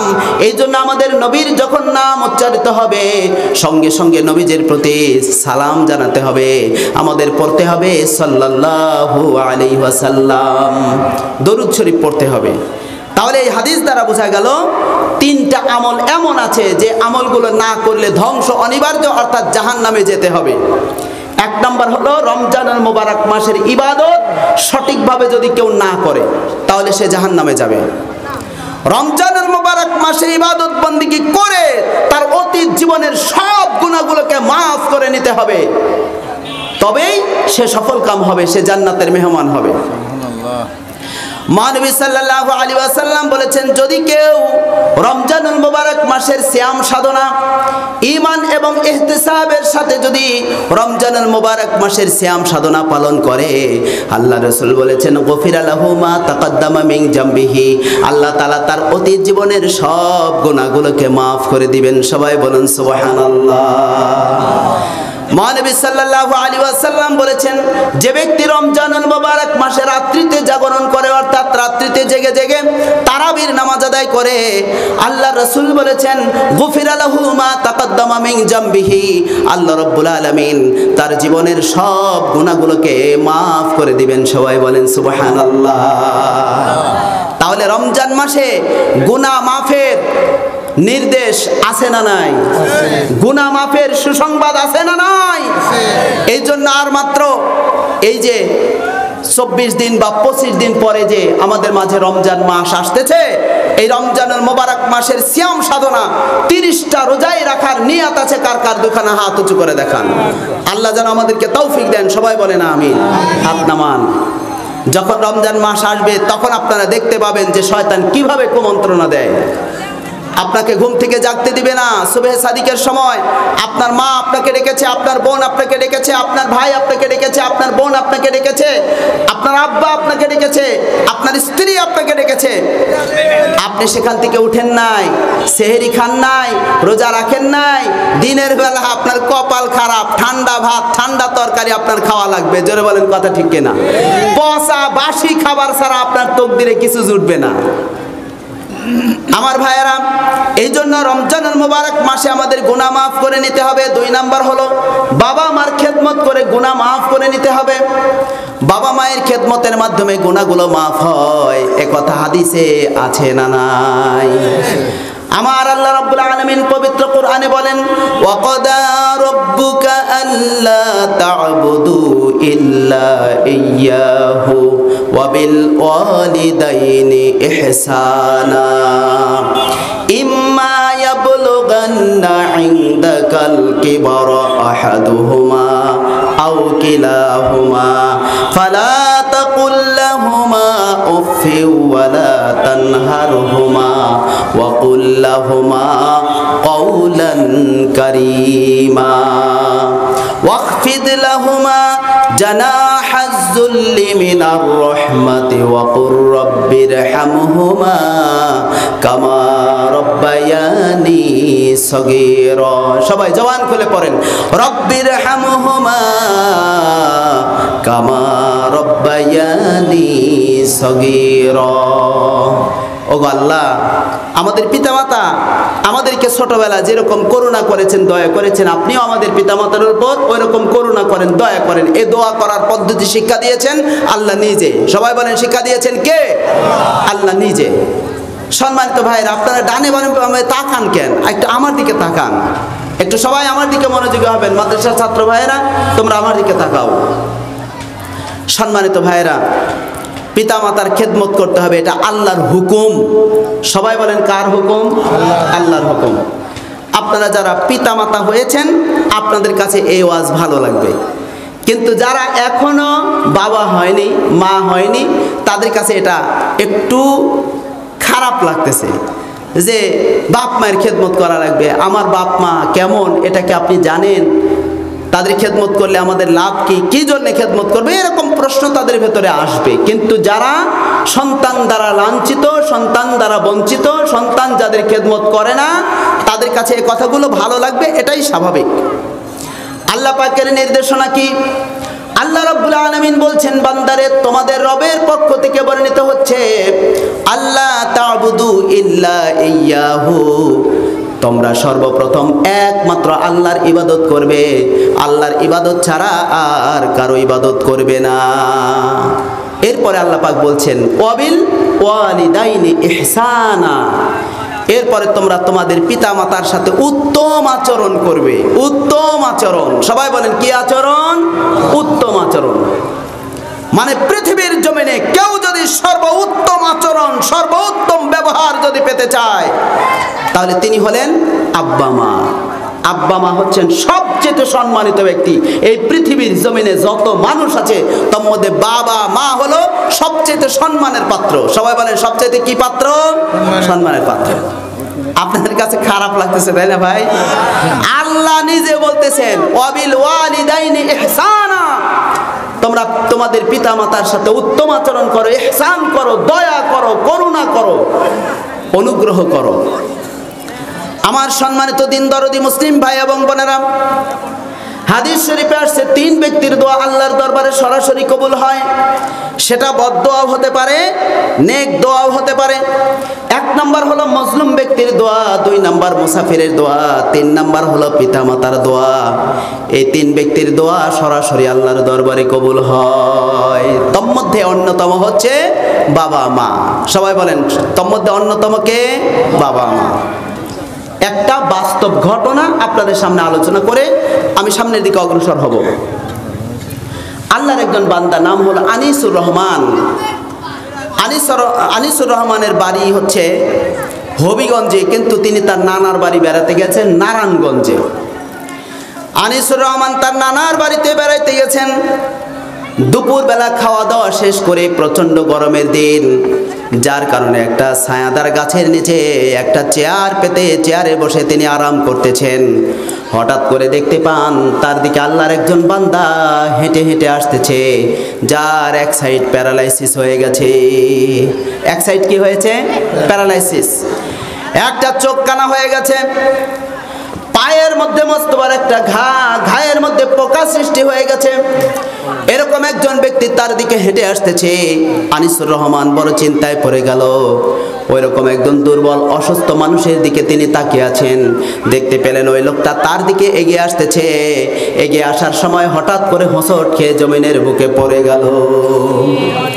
হোঁচট খেয়ে জমিনে পড়ে গেল। আনিসুর রহমানের হৃদয়ের মধ্যে মায়া মমতা সৃষ্টি হলো। তিনি একটু দৌড়িয়ে গেলেন, দৌড়িয়ে গিয়ে ওই লোকটার হাত ধরে তাকে দাঁড় করালেন। দাঁড় করিয়ে তাকে আস্তে আস্তে করে টেনে নিয়ে তার নানার বাড়িতে একটা ঘরের মধ্যে বসতে দিলেন। ঘরের মধ্যে বসতে দিয়া তার মুখের দিকে তাকিয়ে আছেন আর বলতেছেন, ভাই আপনাকে দেখে চেনা চেনা মনে হয়, কিন্তু আমি আপনাকে চিনতে পারছি না। কে আপনি? আপনার পরিচয়টা কি? আমি কি জানতে পারি?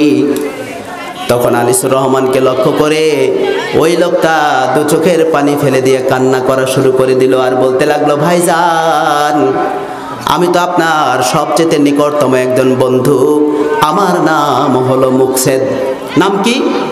মুকসেদ। আমার বাড়ি হলো হবিগঞ্জ জেলার অলিপুর গ্রামে। ওই অলিপুরে আমি বসবাস করতাম। ও ভাই আনিসুর রহমান, তোমার সাথে তো আমার বন্ধুত্ব ছিল।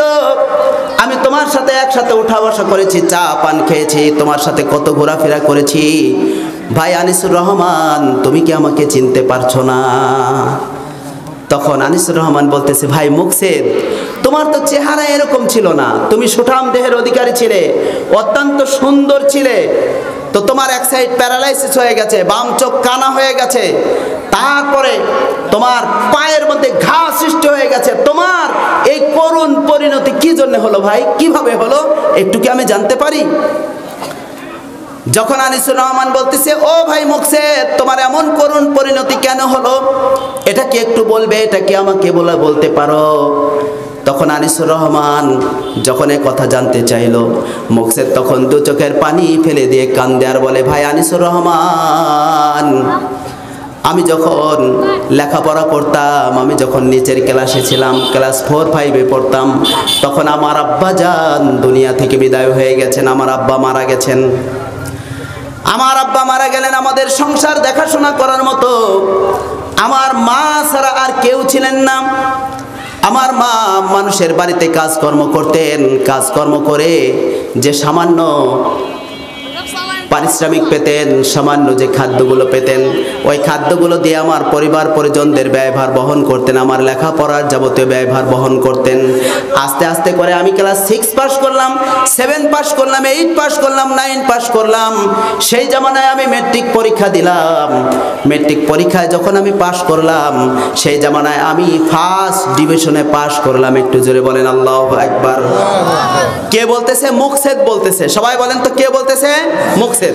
তার অতীতের কথা বলতেছে আনিসুর রহমানের কাছে। আনিসুর রহমানের কাছে মুকসেদ এই কথাগুলো বলতেছে। মুকসেদ বলতেছে, ও ভাই আনিসুর রহমান, আমার যেদিন মেট্রিক পরীক্ষার রেজাল্ট হলো আমি ফার্স্ট ডিভিশনে পাস করেছি, এই সুসংবাদ নিয়ে আমি তাড়াতাড়ি করে বাড়িতে গেলাম। আমি বাড়ির উঠানে দাঁড়িয়ে আছি, আমার মাকে বললাম, মা আমি তো মেট্রিক পরীক্ষায় ফার্স্ট ডিভিশন পেয়েছি। তখন মা ডেকে বললেন, বাবা মুকসেদ তুমি একটু দাঁড়াও, আমি আসতেছি। মুকসেদ বলে, ভাই আনিসুর রহমান, আমি আমার উঠানের মধ্যে একটু দাঁড়িয়ে থাকলাম, ইতিমধ্যে দেখতে পেলাম মা ঘরের মধ্যে প্রবেশ করলেন। এরপরে 1 গ্লাস গরম দুধ এনে আমাকে দিলেন। আমি ওই গরম দুধ আমি পান করলাম, গরম দুধ খেলাম। খাওয়ার পরে আমি আমার মায়ের দিকে তাকিয়ে দেখতে পেলাম মা 2 চোখের পানি ফেলে দিয়ে জার জার হয়ে কাঁদতেছে, 2 চোখের পানি ফেলে দিয়ে কাঁদতেছে।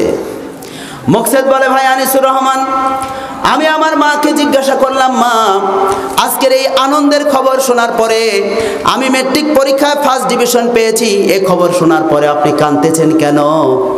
তখন তার মা ডেকে বলে, বাবা মুকসেদ রে, আজকে তুমি মেট্রিক পাস করেছো, সুখবর হলো তুমি ফার্স্ট ডিভিশন পেয়েছো।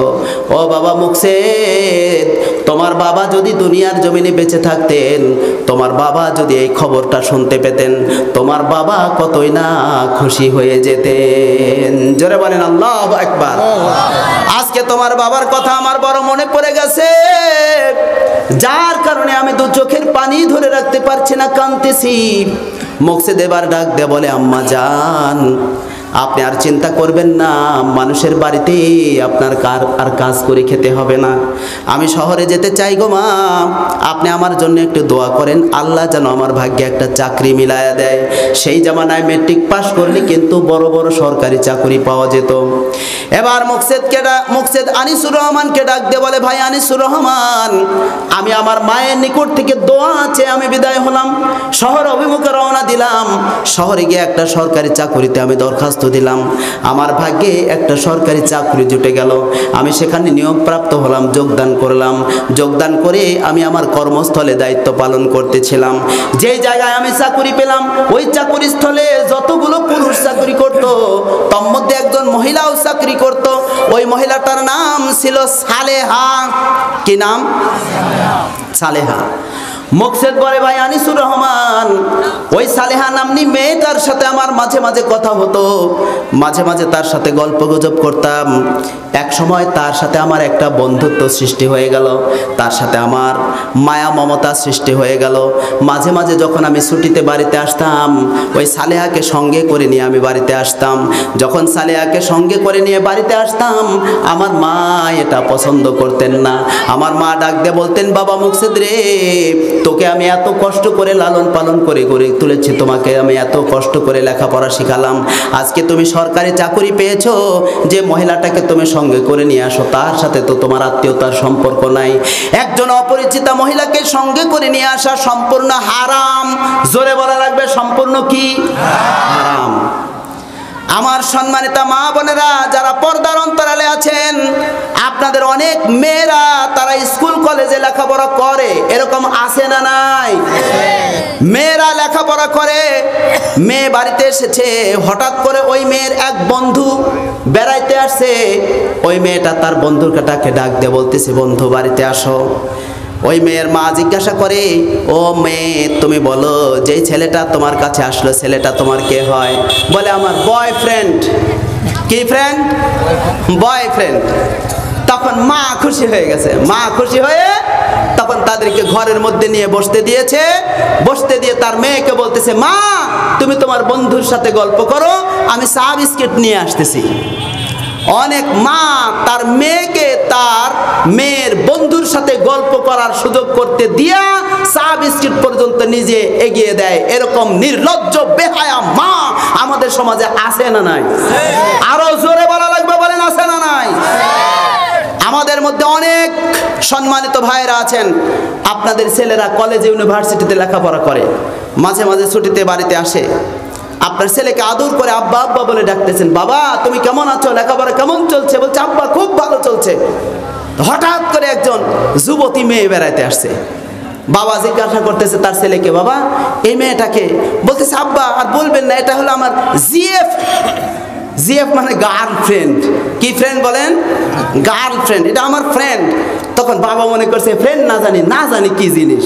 তখন বলতেছে বাবা তুমি গিয়ে ঘরের মধ্যে নিয়ে গল্প গুজব করো, আমি দোকান থেকে তোমাদের জন্য ভাজা বিস্কুট নিয়ে আসতেছি। বাবা তখন তার ছেলেকে তার ছেলের বান্ধবীর সাথে কথাবার্তা বলার সুযোগ করে দেয়। এরকম নির্লজ্জ বেহায়া বাবা আমাদের সমাজে আছে না নাই? আমার সম্মানিত ভাইয়েরা, মুকসেদ কান্দেয়ার বলে ভাই আনিসুর রহমান, আমি সালেহা নামনি মেয়েটাকে নিয়ে যখন মাঝে মাঝে বাড়িতে আসতাম, আমার মা দুঃখ করতেন, কান্না করতেন এবং বলতেন বাবা মুকসেদ রে, জোর হাত করে বলতেছি তুই ওই অপরিচিত মেয়ের সাথে তুই ওঠা বসা করবি না, তার সাথে চলাফেরা করবি না। মুকসেদ বলতেছে ভাই আনিসুর রহমান, আমি ওই মেয়েটার প্রতি এতই দুর্বল হয়ে গেলাম যে এক সময় আমার মায়ের অনুমতি ছাড়া ওই সালেহা নামনি মেয়েটাকে আমি বিয়ে করে নিলাম। সালেহা নামনি মেয়েটাকে কি করলো? বিয়ে করে নিল। মুকসেদ কান্দার বলে ভাই আনিসুর রহমান, সালেহা নামনি মেয়েটাকে আমি বিয়ে করলাম। বিয়ে করার পর তাকে বললাম তোমার আর চাকরি করা লাগবে না, তুমি আমার মায়ের কাছে থাকো, মায়ের সেবা শুশ্রূষা করলে চলবে, আমি একা চাকরি করলে সংসার চলবে। মুকসেদ বলতেছি ভাই আনিসুর রহমান, তখন আমি আমার স্ত্রী সালেহাকে বাড়িতে রাখলাম আমার মায়ের সেবা শুশ্রূষা করার জন্য। আমি যখন মাঝে মাঝে ছুটিতে আসতাম, ছুটিতে এসে দেখতে পেতাম আমার মায়ের চোখে পানি। আমি একদিন আমার মাকে ডাক দিয়ে বললাম, মা আমি তো আমার স্ত্রীকে আপনার কাছে রেখেছি, এরপরে আপনার চোখে পানি কেন? এবার মুকসেদের মা কান্দে আর বলে বাবা মুকসেদ রে, তুমি এমন মেয়েকে বিয়ে করেছো, তোমার স্ত্রী সালেহা আমার কথায় মোটেও গুরুত্ব দেয় না, আমার সে কোনো সেবা শুশ্রূষা করে না, এমনকি সে আমার কোনো কাজে পছন্দ করে না, আমাকে সে ঘৃণা করে চলে। মুকসেদ কান্দে আর বলে ভাই আনিসুর রহমান, আমি এমন অবস্থা দেখলাম, কিন্তু আমার স্ত্রীর প্রতি আমি অত্যন্ত দুর্বল থাকার কারণে আমি আমার মায়ের কোনো কল্যাণ আমি করতে পারি নাই। জোরে বলেন নাউজুবিল্লাহ। অনেক পুরুষ আছে তারা তাদের স্ত্রীর প্রতি দুর্বল, আছে না নাই? স্ত্রী যা বলে পুরুষ শুনতে বাধ্য হয়, এরকম পুরুষ আমাদের সমাজে কিন্তু সংখ্যায় খুব একটা কম না, বেশিই হবে। এবার মুকসেদ ডাক দিয়ে বলে ভাই আনিসুর রহমান, দীর্ঘ কয়েক মাস চলে গেল। এরপরে একদিন আমি যখন ছুটিতে বাড়িতে আসলাম, আমার স্ত্রী সালেহা আমাকে ডেকে বলতেছে প্রাণের স্বামী, আমি আপনার সংসার আর করব না, আমি আমার বাবার বাড়ি চলে যাব। আমি তখন তাকে ডেকে বললাম, সালেহা কি হয়েছে তোমার, তুমি তোমার বাবার বাড়ি কেন চলে যাবে, আমি কি জানতে পারি? সালেহা কান্দে আর বলে প্রাণের স্বামী, আমি যখন এই বাড়িতে থাকি তোমার মা সারা রাত আমাকে ঘুমাতে দেয় না, তার কাশির কারণে এপাশ ওপাশ হয়, সারা রাত সে আমাকে জ্বালাতন করে, সুতরাং তোমার সংসার আমার করা আর হলো না, আমি আমার বাবার বাড়ি চলে যাব। এবার মুকসেদ বলে ও প্রাণের বিবি, তোমার বাবার বাড়ি যাওয়া লাগবে না, তোমার এখানেই থাকতে হবে। বলতেছে যদি তুমি আমাকে নিয়ে সংসার করতে চাও তাহলে এই মুহূর্তে তোমার মাকে বাড়ি থেকে গলা ধাক্কা দিয়ে বের করে দাও। চিল্লায় বলেন নাউজুবিল্লাহ। আরো জোরে বলতে হবে, বলেন নাউজুবিল্লাহ। মুকসেদ বলে ভাই আনিসুর রহমান, আমি তখন আমার স্ত্রীর কথায় রাজি হয়ে গেলাম, আমার মাকে ঘর থেকে বের করে আনলাম। ঘর থেকে বের করে এনে বাড়ির উঠানে আনার পর আমার মাকে ধাক্কাতে ধাক্কাতে রাস্তায় নিয়ে গেলাম। রাস্তার উপরে যখন নিয়ে যাচ্ছিলাম, আমার মা বারবার আমার দিকে তাকায় আর বলে বাবা মুকসেদ রে, আমি কি অপরাধ করেছি যে যার কারণে তুই আমাকে ধাক্কাতে ধাক্কাতে বাড়ি থেকে বের করে দিলি? মুকসেদ এবার তার মাকে বলতেছে, মা তোমার কারণে আমার সংসার ভেঙে যাচ্ছে, সুতরাং তুমি ঘর থেকে বের হয়ে যাও। আমার মা যখন আমার দিকে বারবার তাকালো, মুকসেদ বলতেছে ও ভাই আনিসুর রহমান, আমি আমার মায়ের গলায় এত জোরে ধাক্কা দিলাম, আমার মা আমার ধাক্কা সহ্য করতে পারলো না, রাস্তার মধ্যে আমার মা উপর হয়ে পড়ে গেল। জোরে বলা লাগবে নাউজুবিল্লাহ। মোকসেদ বলে ভাই আনিসুর রহমান, আমি এত বড় নির্দয় নিষ্ঠুর ছিলাম যে আমার মাকে এক বিন্দু পরিমাণেও আমি মায়া মমতা দেখালাম না, তাকে উঠিয়ে নিয়ে আসার জন্য চেষ্টা করলাম না। আমার মা কোথায় গেলেন আমি কোনো খোঁজ খবর নিলাম না। এরপরে আমি ছুটির দিনগুলো বাড়িতে কাটানোর পর আমি আবার চাকরি স্থলে চলে গেলাম। চাকরির দায়িত্ব পালন করার পর দীর্ঘ কয়েক মাস পর আমি বাড়িতে আসলাম। বাড়িতে আসার পরে আমি আমার স্ত্রীকে ডাক দিয়ে বললাম, প্রাণের বিবি, আমার মা কোন জায়গায়? বলতেছে, আমি তো জানি না। তোমার মা, তুমি যেদিন গলা ধাক্কা দিয়ে বের করে দিয়েছো, তোমার মা কোথায় গেছে আমি কিচ্ছু বলতে পারবো না। যেই দিন মোকসেদ তার মাকে গলা ধাক্কা দিয়ে যখন রাস্তার উপরে উপর করে ফেলে দিয়েছিল, মোকসেদ যখন চলে আসে, মোকসেদের মা তখন পাশে একটা মসজিদ ছিল, ওই মসজিদের বারান্দায় যায়। বারান্দায় গিয়ে দুখানা হাত তুলে আল্লাহর কাছে দোয়া করে বলে, আল্লাহ, আমি যে আমার কলিজার টুকরো সন্তান মোকসেদকে এত কষ্ট করে লালন পালন করে বড় করে গড়ে তুললাম, ওই কলিজার টুকরো সন্তান আমার কলিজায় ব্যথা দিল গো আল্লাহ। আমি এই বিচার দুনিয়ার কারো কাছে দিলাম না, বিচার দিলাম আপনার দরবারে। জোরে বলেন, মোকসেদের মা বিচার দিয়েছেন কার কাছে? আল্লাহর কাছে। এ বাবা, তোমরা সামনে ডিস্টার্ব করতেছো কেন? একটু মোহাব্বত আল্লাহর জিকির করুন। লা ইলাহা ইল্লাল্লাহ। সবাই বলেন লা ইলাহা ইল্লাল্লাহ। লা ইলাহা ইল্লাল্লাহু মুহাম্মাদুর রাসূলুল্লাহ সাল্লাল্লাহু আলাইহি ওয়াসাল্লাম। ভাইরা আমার, এটা শিক্ষণীয় একটা ঘটনা, হাদিসের কথা না কিন্তু। আবার আপনারা ভাববে যে মনে হয় হুজুর হাদিস বলতেছে, হাদিস না, এটা বাংলাদেশের ঘটে যাওয়া বাস্তব এবং সত্য ঘটনা। মোকসেদ কান্দে আর বলে, ভাই আনিসুর রহমান, আমার মা মসজিদের মধ্যে বসে, মসজিদের বারান্দায় বসে আল্লাহর কাছে আমার জন্য বিচার দিয়া আমার মা কোথায় যেন চলে গেছে। আমি যখন দীর্ঘ কয়েক মাস পর ছুটিতে আসলাম, ছুটিতে আসার পর আমি আমার মাকে খোঁজার জন্য বের হলাম। আমি আমার প্রতিবেশী আত্মীয়দেরকে জিজ্ঞাসা করলাম, আমার মা কোথায়? তখন একজন ব্যক্তি ডেকে বলতেছে, মুকসেদ রে, তুমি যেদিন তোমার মাকে গলা ধাক্কা দিয়ে বাড়ি থেকে বের করে দিয়েছো, সেই দিন থেকে তোমার মা তোমাদের ওই যে দূর সম্পর্কের আত্মীয় তার বাড়িতে তোমার মা থাকেন। মোকসেদ বলে, ভাই আনিসুর রহমান, আমি আস্তে আস্তে করে আমাদের ওই দূরবর্তী আত্মীয়র বাড়িতে গেলাম, তাদের কাছে জিজ্ঞাসা করলাম যে আমার মা কোন জায়গায় আছে, আমরা কি জানতে পারি আমার মা কোথায় আছে? তখন মোকসেদকে তার আত্মীয়রা বলতেছে, তোমার মা ওই যে রাস্তার পাশে ছোট্ট একটা কুঁড়ে ঘর, ওই কুঁড়ে ঘরে তোমার মা থাকে। মোকসেদ বলে, ভাই আনিসুর রহমান, আমি আমার মায়ের কাছে গেলাম, ওই কুঁড়ে ঘরের দরজার সামনে যখন আমি দাঁড়িয়ে গেলাম, দেখতে পেলাম আমার মা এত শুকিয়ে গেছেন যে তার গোটা শরীরের গোশতগুলো শুকিয়ে গেছে, চামড়া হাড়ের সাথে লেগে গেছে।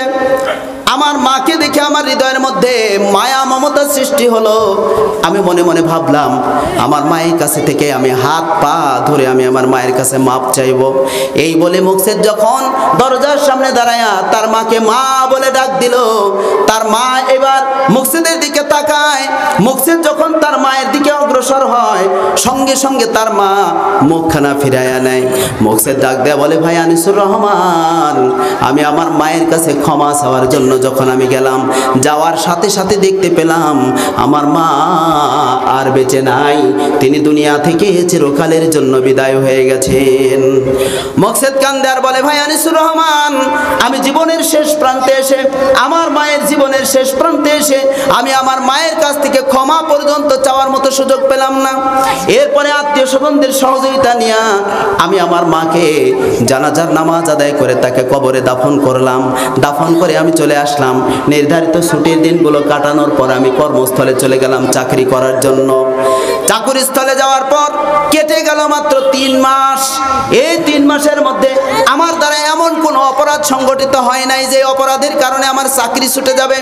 সামান্য একটু অপরাধের কারণে আমার সরকারি চাকরি ছুটে গেল, আমি চাকরি হারিয়ে ফেললাম, বাড়িতে চলে আসলাম, সিদ্ধান্ত নিলাম আমি আমার সংসার পরিচালনা করব। মোকসেদ কান্দে আর বলে, ভাই আনিসুর রহমান, আমার বাড়িতে অনেক গরু বাছুর ছিল, আমার জমি জমা ছিল, চাকরি করে যে টাকা পেতাম বেতনের টাকা দিয়ে আস্তে আস্তে করে সামান্য জমি জমা করেছিলাম, ওই জমি জমা আবাদ করতে লাগলাম, আমি গরু বাছুরগুলো দেখাশোনা করতে লাগলাম, আমার সংসার মোটামুটি ভালোইভাবে কাটতেছিল। মোকসেদ বলে, ভাই আনিসুর রহমান, একদিন আমি হঠাৎ করে হোঁচট খেয়ে জমিনে পড়ে গেলাম। জমিনে পড়ে যাওয়ার মতো পরে আমার শরীরে নবী সাল্লাল্লাহু আলাইহি ওয়াসাল্লাম বলেছেন, ধ্বংস হোক ওই ব্যক্তি যে ব্যক্তি তার জীবদ্দশায় তার পিতামাতাকে পেল অথচ পিতামাতার খেদমত করে জান্নাত কামাই করে নিতে পারলো না, সে যেন ধ্বংস হয়ে যায়। আল্লাহ রাসূল বলেছিলেন যে আমিন। এখন বলেন তো, আব্বা আম্মার খেদমত করা দরকার আছে না নাই? পবিত্র কুরআনুল কারীমে আল্লাহ রাব্বুল আলামিন বলেন, ওয়া ক্বাদা রাব্বুকা আল্লা তা'বুদু ইল্লা ইয়্যাহু ওয়া বিল ওয়ালিদাইনি ইহসানা ইম্মা ইয়াবলুগান্না ইনদাকাল কিবারা আহাদুহুমা আও কিলাহুমা ফালা তাকুল লাহুমা উফফিন ওয়া লা তানহারহুমা ওয়া কুল লাহুমা قولا كريما واخفض لهما جناح الذل من الرحمة وقل رب ارحمهما كما ربياني صغيرا। আয়াতের অর্থগুলো বলছি। আল্লাহ রাব্বুল আলামিন বলেন, বান্দারে তোমাদের রবের পক্ষ থেকে বর্ণিত হচ্ছে তোমরা সর্বপ্রথমে একমাত্র আল্লাহর ইবাদত করবে, আল্লাহর ইবাদত ছাড়া আর কারো ইবাদত করবে না। এরপরে তোমরা তোমাদের পিতামাতার সাথে উত্তম আচরণ করবে।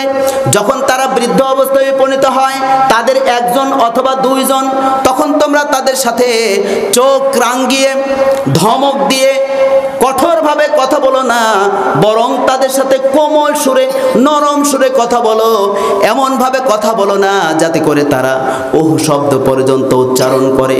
আমার আল্লাহ রাব্বুল আলামিনের পরে বলেন, ও আমার বান্দারা তোমরা শোনো, তোমাদের যাদের পিতা মাতা দুনিয়া থেকে বিদায় হয়ে গেছে, তোমরা তোমাদের পিতা মাতাকে ভুলে যেও না। তোমরা তোমাদের পিতা মাতার জন্য দোয়া করো, রব্বির হামহুমা কামা রব্বায়ানি সগীরা। সবাই বলেন, রব্বির হামহুমা কামা রব্বায়ানি সগীরা। এখন বলেন, আব্বা আম্মার জন্য দোয়া করতে হবে, হুকুম কার? আল্লাহর। আবারও বলেন, হুকুম কার? একটা হাদিস বলেই আমার আলোচনা শেষের দিকে নিয়ে যাব ইনশাআল্লাহ।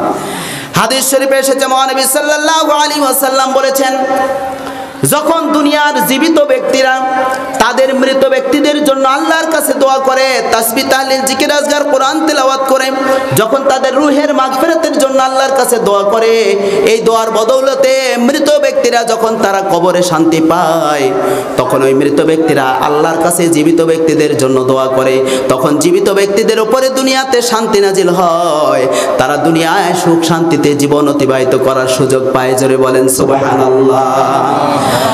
আর যে সকল ছেলে মেয়েরা, যে সকল আত্মীয় স্বজনেরা তাদের মৃত আত্মীয় স্বজনদের কথা ভুলে যায়, তাদের জন্য যখন দোয়া করা বন্ধ করে দেয়, ওই মৃত আত্মীয় স্বজনেরা যখন আযাবের মধ্যে গ্রেফতার হয়, তখন তারা তাদের আত্মীয় স্বজনদের জন্য, তাদের সন্তান সন্ততি পরিবার পরিজনদের জন্য আল্লাহর কাছে বদদোয়া করতে থাকে। আর ওই মৃত ব্যক্তিদের বদদোয়া যখন চলে আসে, তখন ওই জীবিত ব্যক্তিদের উপর দুনিয়াতে নানান ধরনের বালা মুসিবত, নানান ধরনের বিপদ আপদ এসে যায়, তখন তারা অভাব অনটনে বিভিন্ন রকমের বিপদ আপদে তারা পড়ে যায়। জোরে বলেন নাউজুবিল্লাহ। তাহলে মূলত আমরা যদি আমাদের মৃত আত্মীয় স্বজনদের জন্য দোয়া করি, এটা মূলত কল্যাণ আমাদের নিজেদেরই। জোরে বলেন, কল্যাণ কাদের? নিজেদের। অতএব নিজেদের কল্যাণের জন্য আমাদের আব্বা আম্মা, দাদা দাদি, নানা নানি যারা দুনিয়া থেকে বিদায় হয়ে গেছেন, তাদের রূহের মাগফিরাতের জন্য দোয়া করা দরকার আছে না নাই? সম্মানিত ভাইয়েরা আমার, আব্বা আম্মার রূহের মাগফিরাতের জন্য দোয়া করা লাগবে। হাদিস শরীফে এসেছে মানুষ যখন মারা যাবে, মারা যাওয়ার সাথে সাথে তার সমস্ত আমলের দরজা বন্ধ হয়ে যাবে, বাকি থাকবে মাত্র 3টি আমল। এই 3টি আমল যারা করবেন, এই 3টি আমলের প্রতিদান কিয়ামত পর্যন্ত তার আমল নামায় জমা হতে থাকবে। 1 নাম্বার হলো সদকায়ে জারিয়া করা। সদকায়ে জারিয়া করা যেমন মসজিদ নির্মাণ করা, মাদ্রাসা নির্মাণ করা, জনকল্যাণমূলক কাজ করা। এই যে অত্র মাদ্রাসার সম্মানিত প্রতিষ্ঠাতা মৃত আব্দুর রহিম মোল্লা, উনি কি বেঁচে আছেন? মারা গেছেন। তার কবর এই কবরস্থানে। মরহুম আব্দুর রহিম মোল্লা এবং আলহাজ শুকুর আলী মোল্লা, উনিও মারা গেছেন। শুকুর আলী মোল্লা তারা ভাই ছিলেন, চাচা ভাতিজা। তারা যে চাচা ভাতিজা ছিলেন, মরহুম আব্দুর রহিম মোল্লা সাহেবের এই বাজারের নামটাই হয়েছে ওই তার নামের সাথে মিলায়া, নাকি? যার কারণে বলা হয়েছে মোল্লা বাজার। এই যে এখানে একটা কারিগরি স্কুল অ্যান্ড কলেজ গড়ে উঠেছে, এই জমি কার? ওনার না? এই বাজারটাও তার, মাদ্রাসার জমিগুলো অধিকাংশ তার। আল্লাহ রাব্বুল আলামিনের দরবারে আমরা দোয়া করছি, আল্লাহ রাব্বুল আলামিন মরহুম আব্দুর রহিম মোল্লা সহ যারা এই মাদ্রাসার জন্য 1 টাকা, 2 টাকা, 5, 10, 20, 50 টাকা যারা দান করেছেন, একটা ইট দান করেছেন, 1 ব্যাগ সিমেন্ট দান করেছেন, একটা টাকা দিয়েছেন, দিয়ে যারা মারা গেছেন, আল্লাহ যেন তাদেরকে জান্নাতের মেহমান হিসেবে কবুল করেন। সবাই বলেন আমিন। তারা জান্নাতে যাবে কি জন্যে? কারণ এই